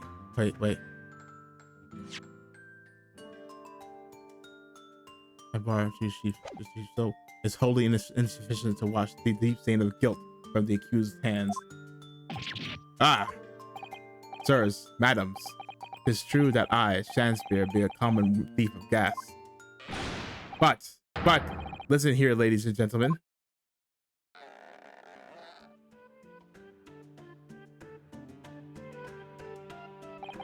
Wherefore would I lie? Barely. I have no cause. I have not to lose. Well, that's not true. Well, I do declare. Thank you for your testimony, witness. Counsel, proceed with the cross-examination. Yes, my lord.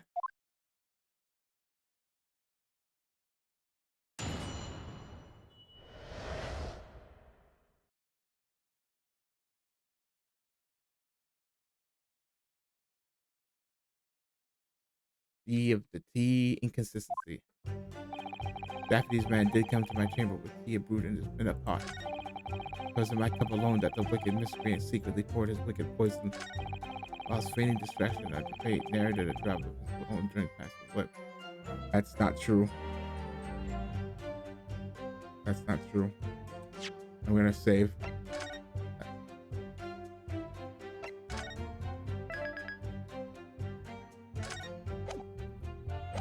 Well, that can't be true. That can't be true because it's they. Objection. Yeah, that's the first issue. You claim that Mr. Natsume didn't drink a drop of tea on the night in question, but that's impossible. How? Chop logic? What is this, ye clad fiend? The two teacups here for the scene, one used by the victim and the other by the defendant, have a clear difference between them. And one that represents incontrovertible proof. Incontrovertible? What difference? Look at the inside of the cups. Just here, there's clearly a visible ring. Yes, a tea ring. Commonplace enough. Indeed, this stains occur all the time, all too readily when one leaves the tea in a cup for a while. And yet, Mr. Natsume's cup has no such ring.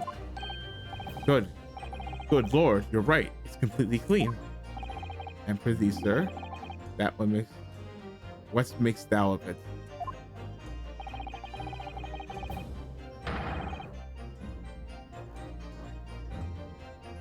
Exactly what Mr. Natsume told the court yesterday. The Japanese saying he quoted, "Drink tea while it's hot." That's right. Yes. The jittery Mr. Natsume was true to his usual self that night and drank his tea in no time.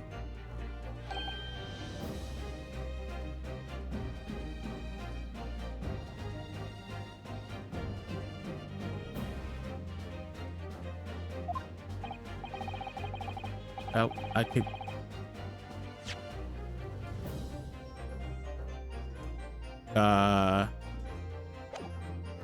If, as you claim in your testimony, he didn't touch a drop of his tea, a ring would have developed on the inside of his cup, as well as after the several hours the tea was left standing. But I'm sorry, Mr. Sandspear, you clearly lied to the court. Get the a nunnery. Objection. Hold it. Uh-oh, he's chilling.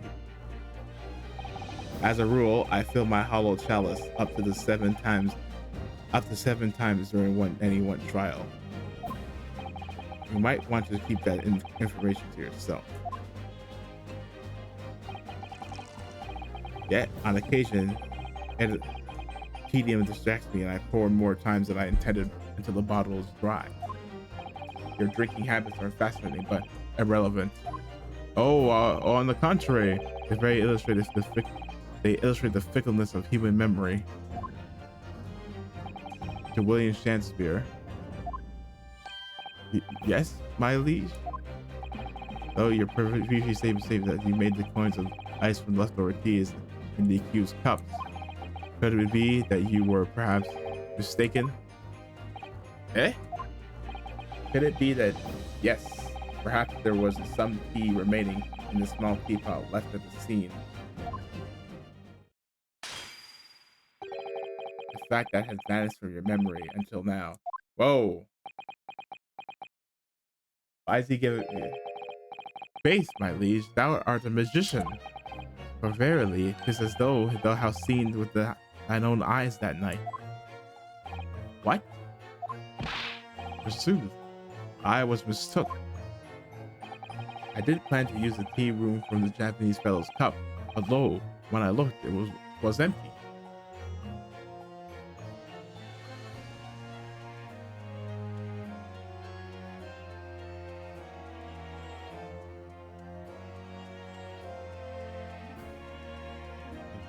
Cup, although when I threw it away, it was empty.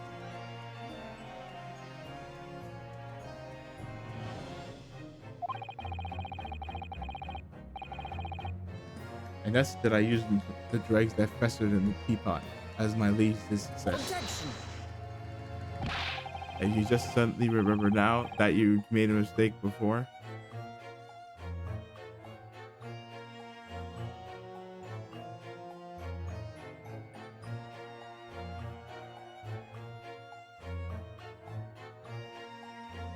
And you just suddenly remembered now that you made a mistake before? Are we supposed to believe that? Objection.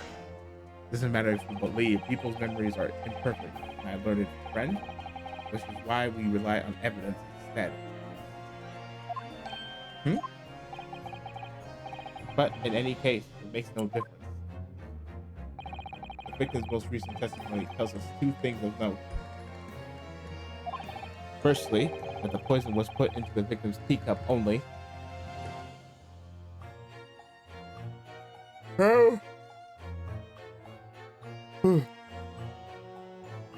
Victim's teacup. And secondly, that the spoiled cup was not the source of the insipid ice coins that had been pushed up a big breach between this court. Oh my gosh. Can't read. The prosecution makes a fine summary of the facts. Furthermore, that testimony remains valid and in full support of the established facts. In other words, take it off. The inconsistency claimed by the defense simply does not exist. What? No. What does this mean then? I do declare it means that there's no issue with the gas thief testimony.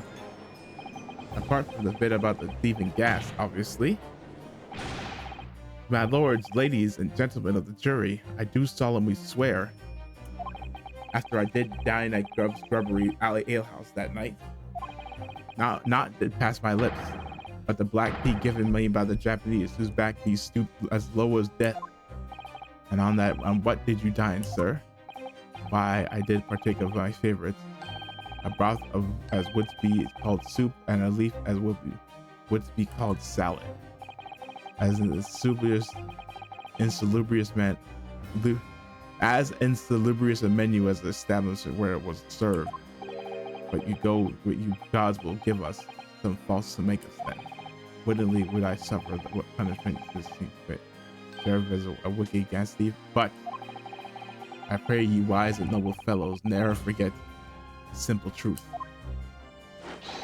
That be one thing and this be another.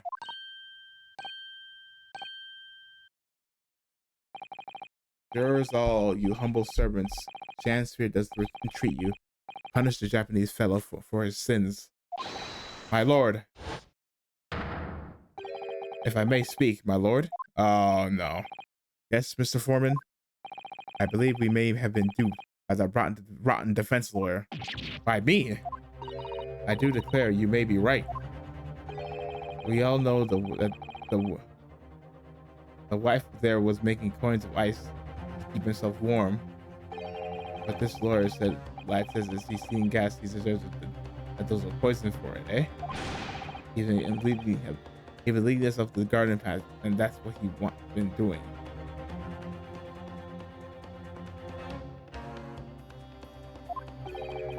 I really never said anything like that. Hold on.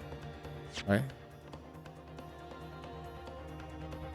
Y'all know this is one, but if his lawyer says it's in that, he probably doesn't say that those are poison, eh?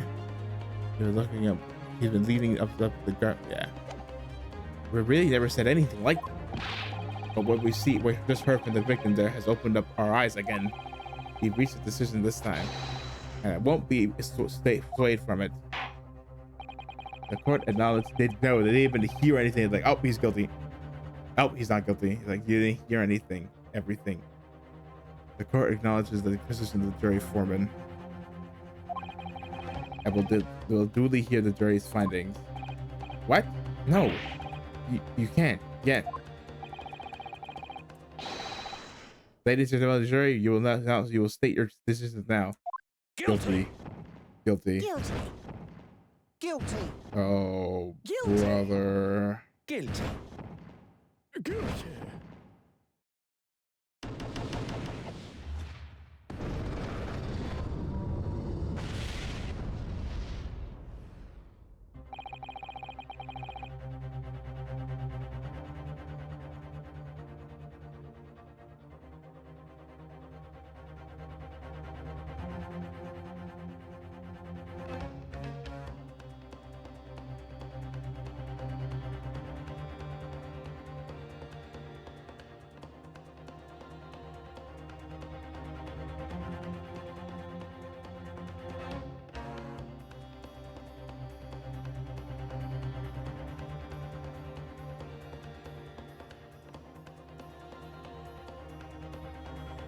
I hereby declare the jury to be in one accord. Oh, happy day. How is this happening? My lord, the defense asserts its right to carry out a summation examination. Very well. The court upholds the defense's rights. Typical. My learned friend is unable to accept this obvious truth. The trial will therefore enter its second summation examination immediately.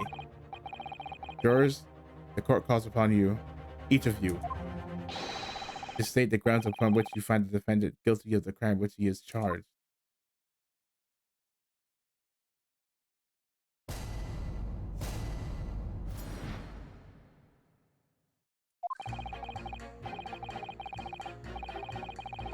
I'm a man of logic, and having considered all the evidence, the defendant must logically be guilty. I do agree that that gas is too expensive. I can't understand why the man would want to avoid paying. The stuff explodes and it can poison you. It's absolutely lethal. Gas doesn't come for free. It costs a fortune to deliver it and around the city and maintain the price. Truth be told, my wife serves us to me as a bill sketchy at times.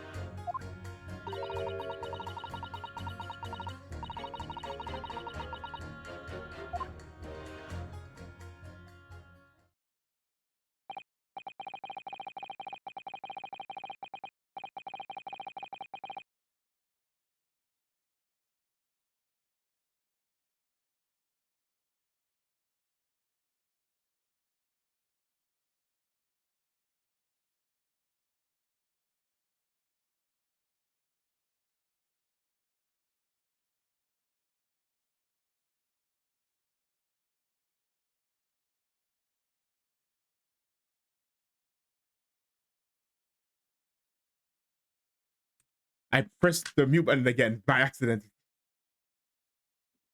Hold on, I'll just say it again. I do feel that perhaps personal opinion about gas and the supply has influenced decisions somewhat.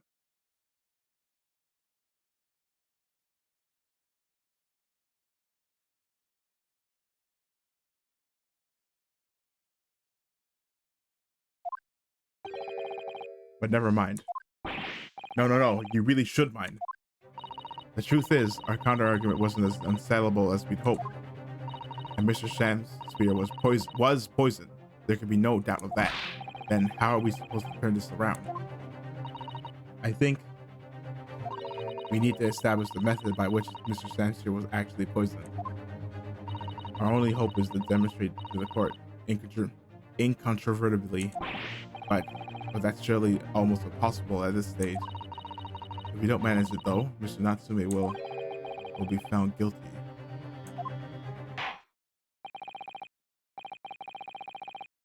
No delays, counsel. Proceed with the summation examination.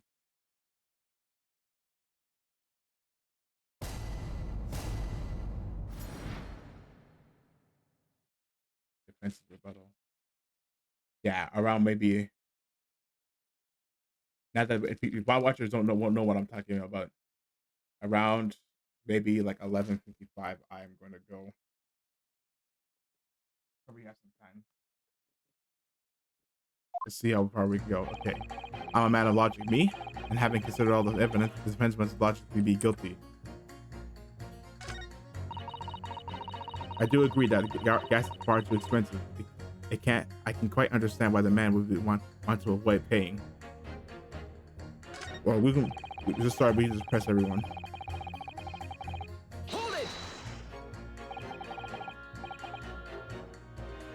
All the evidence, you say? That's right, and there's no room for doubt. Sal pointed at the Japanese man with the big mustache. There says the Englishman with the bigger mustache. Which means we need to show him this man some new evidence so they can change his mind. If when we had that kind of evidence. Don't worry, the summation examination is barely started, really.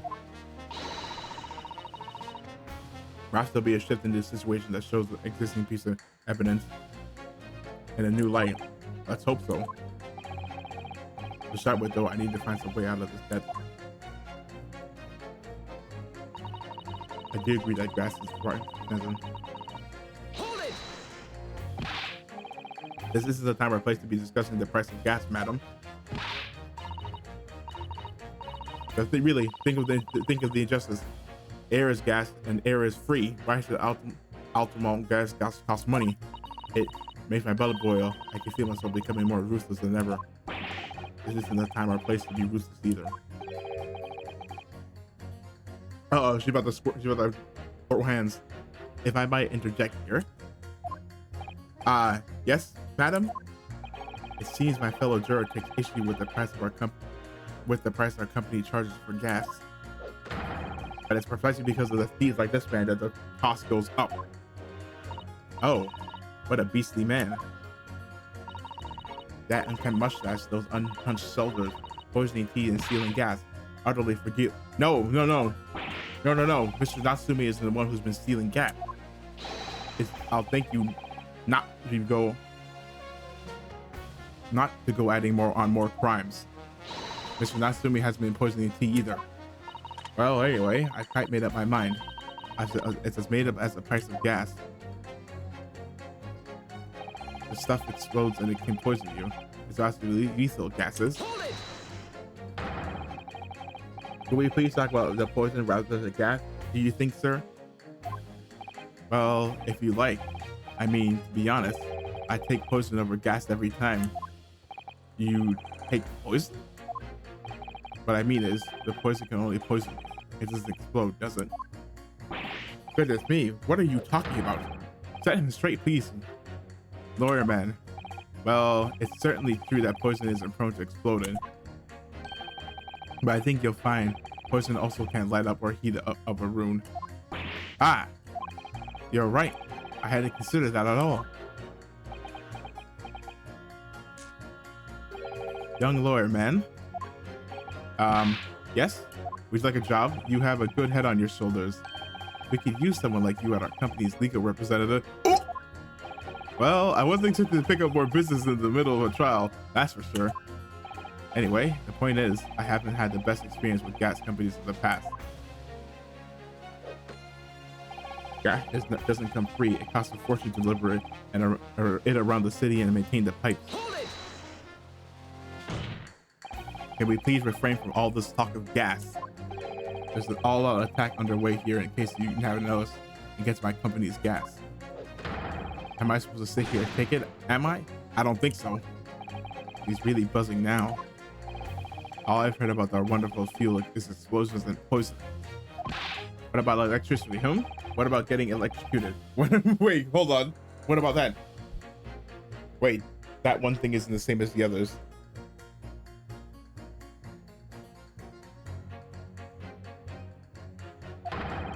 A little explosion here and there is nothing in comparison. Oh, I mean, that's still bad. So, any explosion.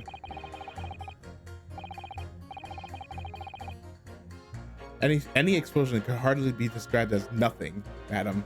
Nevertheless, the theft of your gas is deplorable. My point exactly. But the gas thieves aren't even the worst of our enemies. We have far more devious reprobates to contend with on a daily basis, you know. More devious. Ooh, madam? Other gas companies, of course. Oh, other gas companies? Not quite what I was expecting. We generate gas delivered to our customers, fair and square. Indeed, nobody is questioning that, madam. Altamont is an exemplary gas company. But there are others, unscrupulous gas companies here in London that don't even have any gas at all. What? Whether they don't have any gas, how do they go about selling it to people? Fraudsters. You wouldn't think it possible, would you? But they steal our gas, you see, and sell it. They steal your gas. How on earth is such a thing possible? Gas companies like ours deliver gas to people's homes via the network of pipes. But these devious reprobates secretly disconnect our pipes and divert our gas into their own rotten pipes. Then they make a contract with the households supplied by those pipes and take their money for their precious gas that is rightfully ours without us even knowing.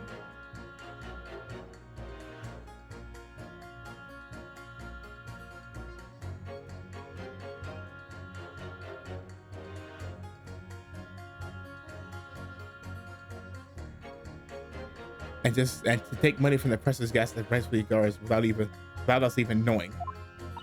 They're diverting gas into their own pipes illegally. What a brazen form of theft.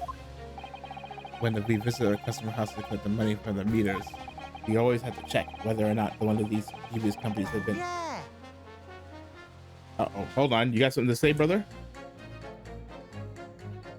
Excuse me. What's up, brother? Do you have something to say about that? Juror number 3? Oh, golly, you mean me? I'm terribly sorry. I was just thinking to myself. I really did catch him off guard there. Thinking about what the lady next to you was saying, correct? Well, yes. I just got a little rattled about it recently, you see. Go on. An Altamont gas worker visited my house the other day to investigate the pipe work. We need to ask for your cooperation while we carry out a secret check of your property, sir. The fellow said. So I let him in, and do you know what he did? I'm afraid I have no idea. Please tell us. He proceeded to take one of my lights off the wall, and then he grabbed the exposed mouth of the pipe and started blowing into it. What do you think you're doing? What do you think you're doing, young man? You give away company secrets there. Oh, please, everybody knows, but it was very nearly the death of me, I can tell you. What do you mean? I'll explain, if you don't mind. As I said before, these unscrupulous other gas companies connect their customers to our pipe network. Yes, but how does blowing into the pipes come into it? Obviously, there's a gas in the pipe, and it's a fairly low pressure. By blowing air through the pipe, you can make the pressure drop temporarily. And if you do that, any lights connected to the flame pipe will flicker for. Oh, we heard about that. What's he say? Obviously, there's gas in the pipe. That's make the pressure drop temporarily. If you do that, any lights connected to the same pipe will flicker for a moment. Ah, I see it. In other words, if upon blowing into the pipe, the lights of an adjacent property that has no contract with your company flicker, you can know that these devious scoundrels have been meddling with your pipes. Exactly, my lord. That's it in a nutshell. This is the reason why we have team workers going around the neighborhood to investigate with which light flickers. The trouble is, the particular worker who came to my house didn't know the strength of his own breath. He blew down the pipe with all his might, and you can guess what happened, can't you? No water? Well, it seems he blew hard then. Wait, you mean? That's right. The lights didn't just flicker; they went out, along with the gas stove, pouring into the house.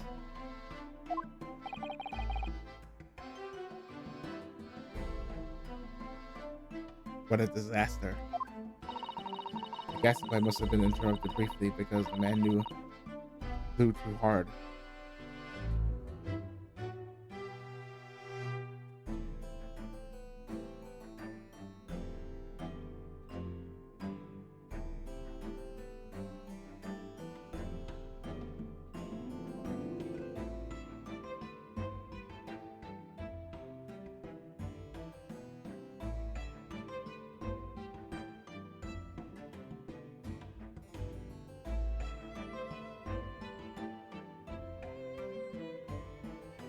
Gas supply must have been interrupted briefly because man blew too hard, so the flames went out. I'm afraid I yelled at the fellow. Are you trying to kill us? I said.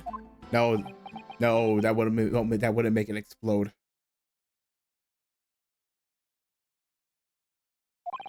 So by disconnecting a lamp and blowing it into the exposed gas pipe, it's possible to extinguish lamps and stoves connected to the network of pipes. Ah. And then when the gas starts flowing again, it just silently seeps into the room. Mr. Naruhodo, I think perhaps we found the reason behind the poison. Yes, this is almost certainly the clue that we've been hoping for. Drawer number 3. The tenants request that you amend your statement to include that information. Oh, well, if you like, I don't mind. Well, I do. And that's our company's secret method of identifying the rogues, and like I said, madam, it's widely known already. Very well. Juror number 3 will amend your test statement accordingly. Yeah. That's what? Yes, my lord, although I'm not really sure what the point of all this is.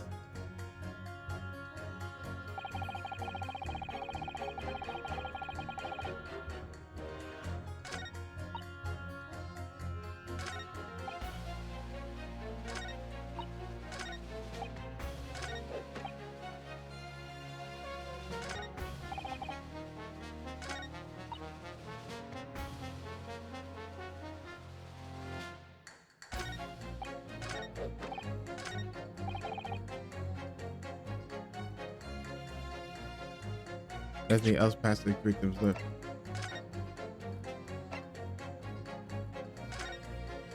That's gonna be my thing there.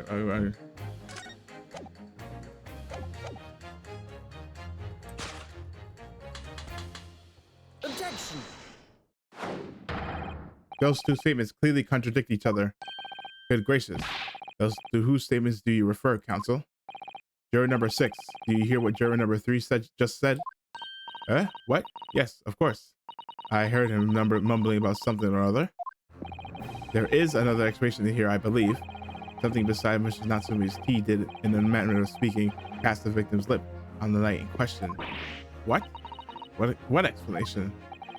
I wonder, did the police check the mouth of the gas pipe feeding with the wall at the scene to see if there's any? Oh, and that's what explained the painting. To see if there were. Hold on, let me see. Do we have the painting? The picture? Yeah, that's why he was, because he was. That's what he was doing.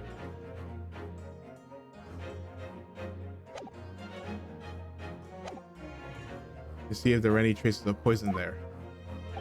I was curious to see what your floundering would result in this time, but the mouth of a gas pipe? Scotland Yard has have enough to do without exploring such irrelevance. Hold it. What a piece of work is a man. What are you trying to say, Mr. Samspear? What speakest thou? Prithee, is it not strange? Is it not strange and strange? That is what I say to thee, sir. I thought I'd been quite clear, but let me put it another way. The scratch could have been on the mouth of the gas pipe that feeds the wall lamp in your room. And that is how the poison came to enter your body. Good lord.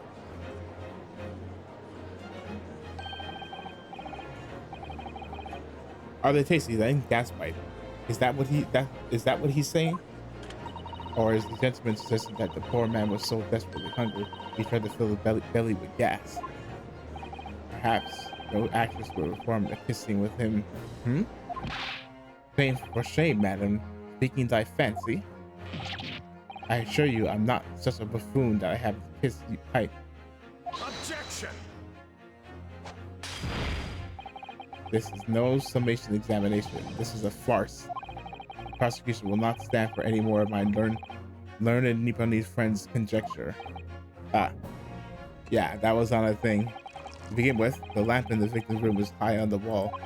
In order to have places lit under the pipe that feeds it, it would need to be a contortionist. These are empty assertions. There's no possible proof that the man did as you say. Oh, I have proof. It's true, I have no proof that Mr. Sanchez put his lip to the pipe. However, I can say with certainty that on multiple occasions, Mr. Sanchez has been doing something in front of the lamp on his wall.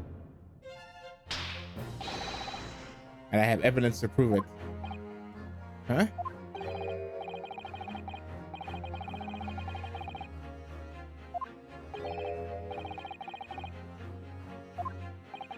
Now that I've got the jury's ear, hold on, did I miss something? All right, you've got our attention. I'd like to see how you can be so sure of yourself. So would I. Let's see the evidence then. I need to make this opportunity count. This is the proof that time and time again, Mr. Samster stood in front of this gas lamp. Yeah. Take that! What the? These are, wait, what are they called? Yes, skin prints that were found at the scene. Skin prints, counsel? I've never heard of such a thing. The Justice Ministry is currently assessing whether or not they permit fingerprints as evidence in court, however. My lord, this is an exciting new forensic technique developed by the great detective, Mr. Herlock Sholmes. It reveals all the places that Mr. Sansier touched in this room, but this would be inadmissible as evidence. I never see anything like it. I mean, that's black magic, isn't it? Well, if anyone could invent something like that, this is the great Sholmes fellow, that's for sure. I agree. This position of engineering thumbs was quite fascinating. We found skin prints in many places that we would expect. On the table, on the costumes. However, Mr. Sansier also appears to have been touching some very unexpected places in the room. For example, here.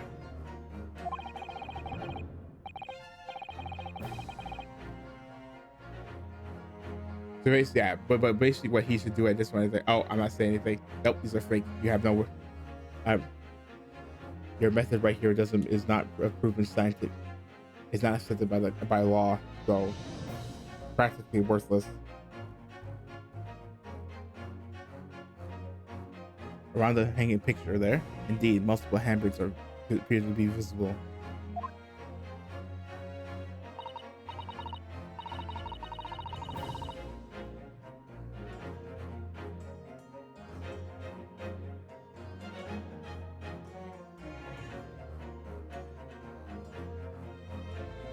Well, I wonder, could there have been, could he have been preaching the artwork perhaps? At first, my colleagues and I thought the same. However, imagine standing with your hands to where those prints are, and you would find yourself directly in front of, ah, I don't believe it. The gas lamp. Though the reason why isn't immediately obvious. It's clear that Mr. Shamsphere.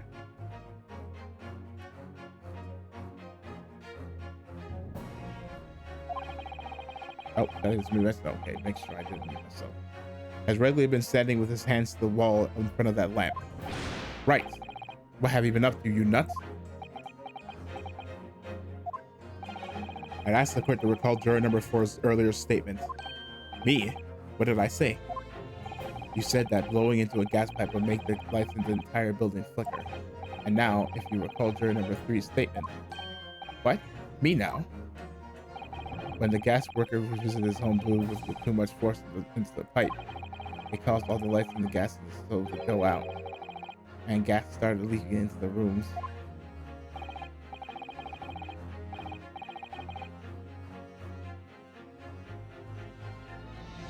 Obviously, the incident was an accident. However, the simple fact is, if Mr. Sanchez were to have blown out hard into the gas pipe here in this room, he could have extinguished every other light and gas stove in the building at will. Crikey!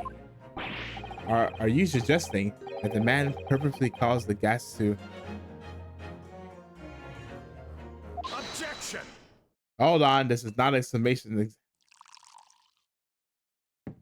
Yeah, whilst I acknowledge that the prosecution is required to remain silent during a summation examination, this is not as...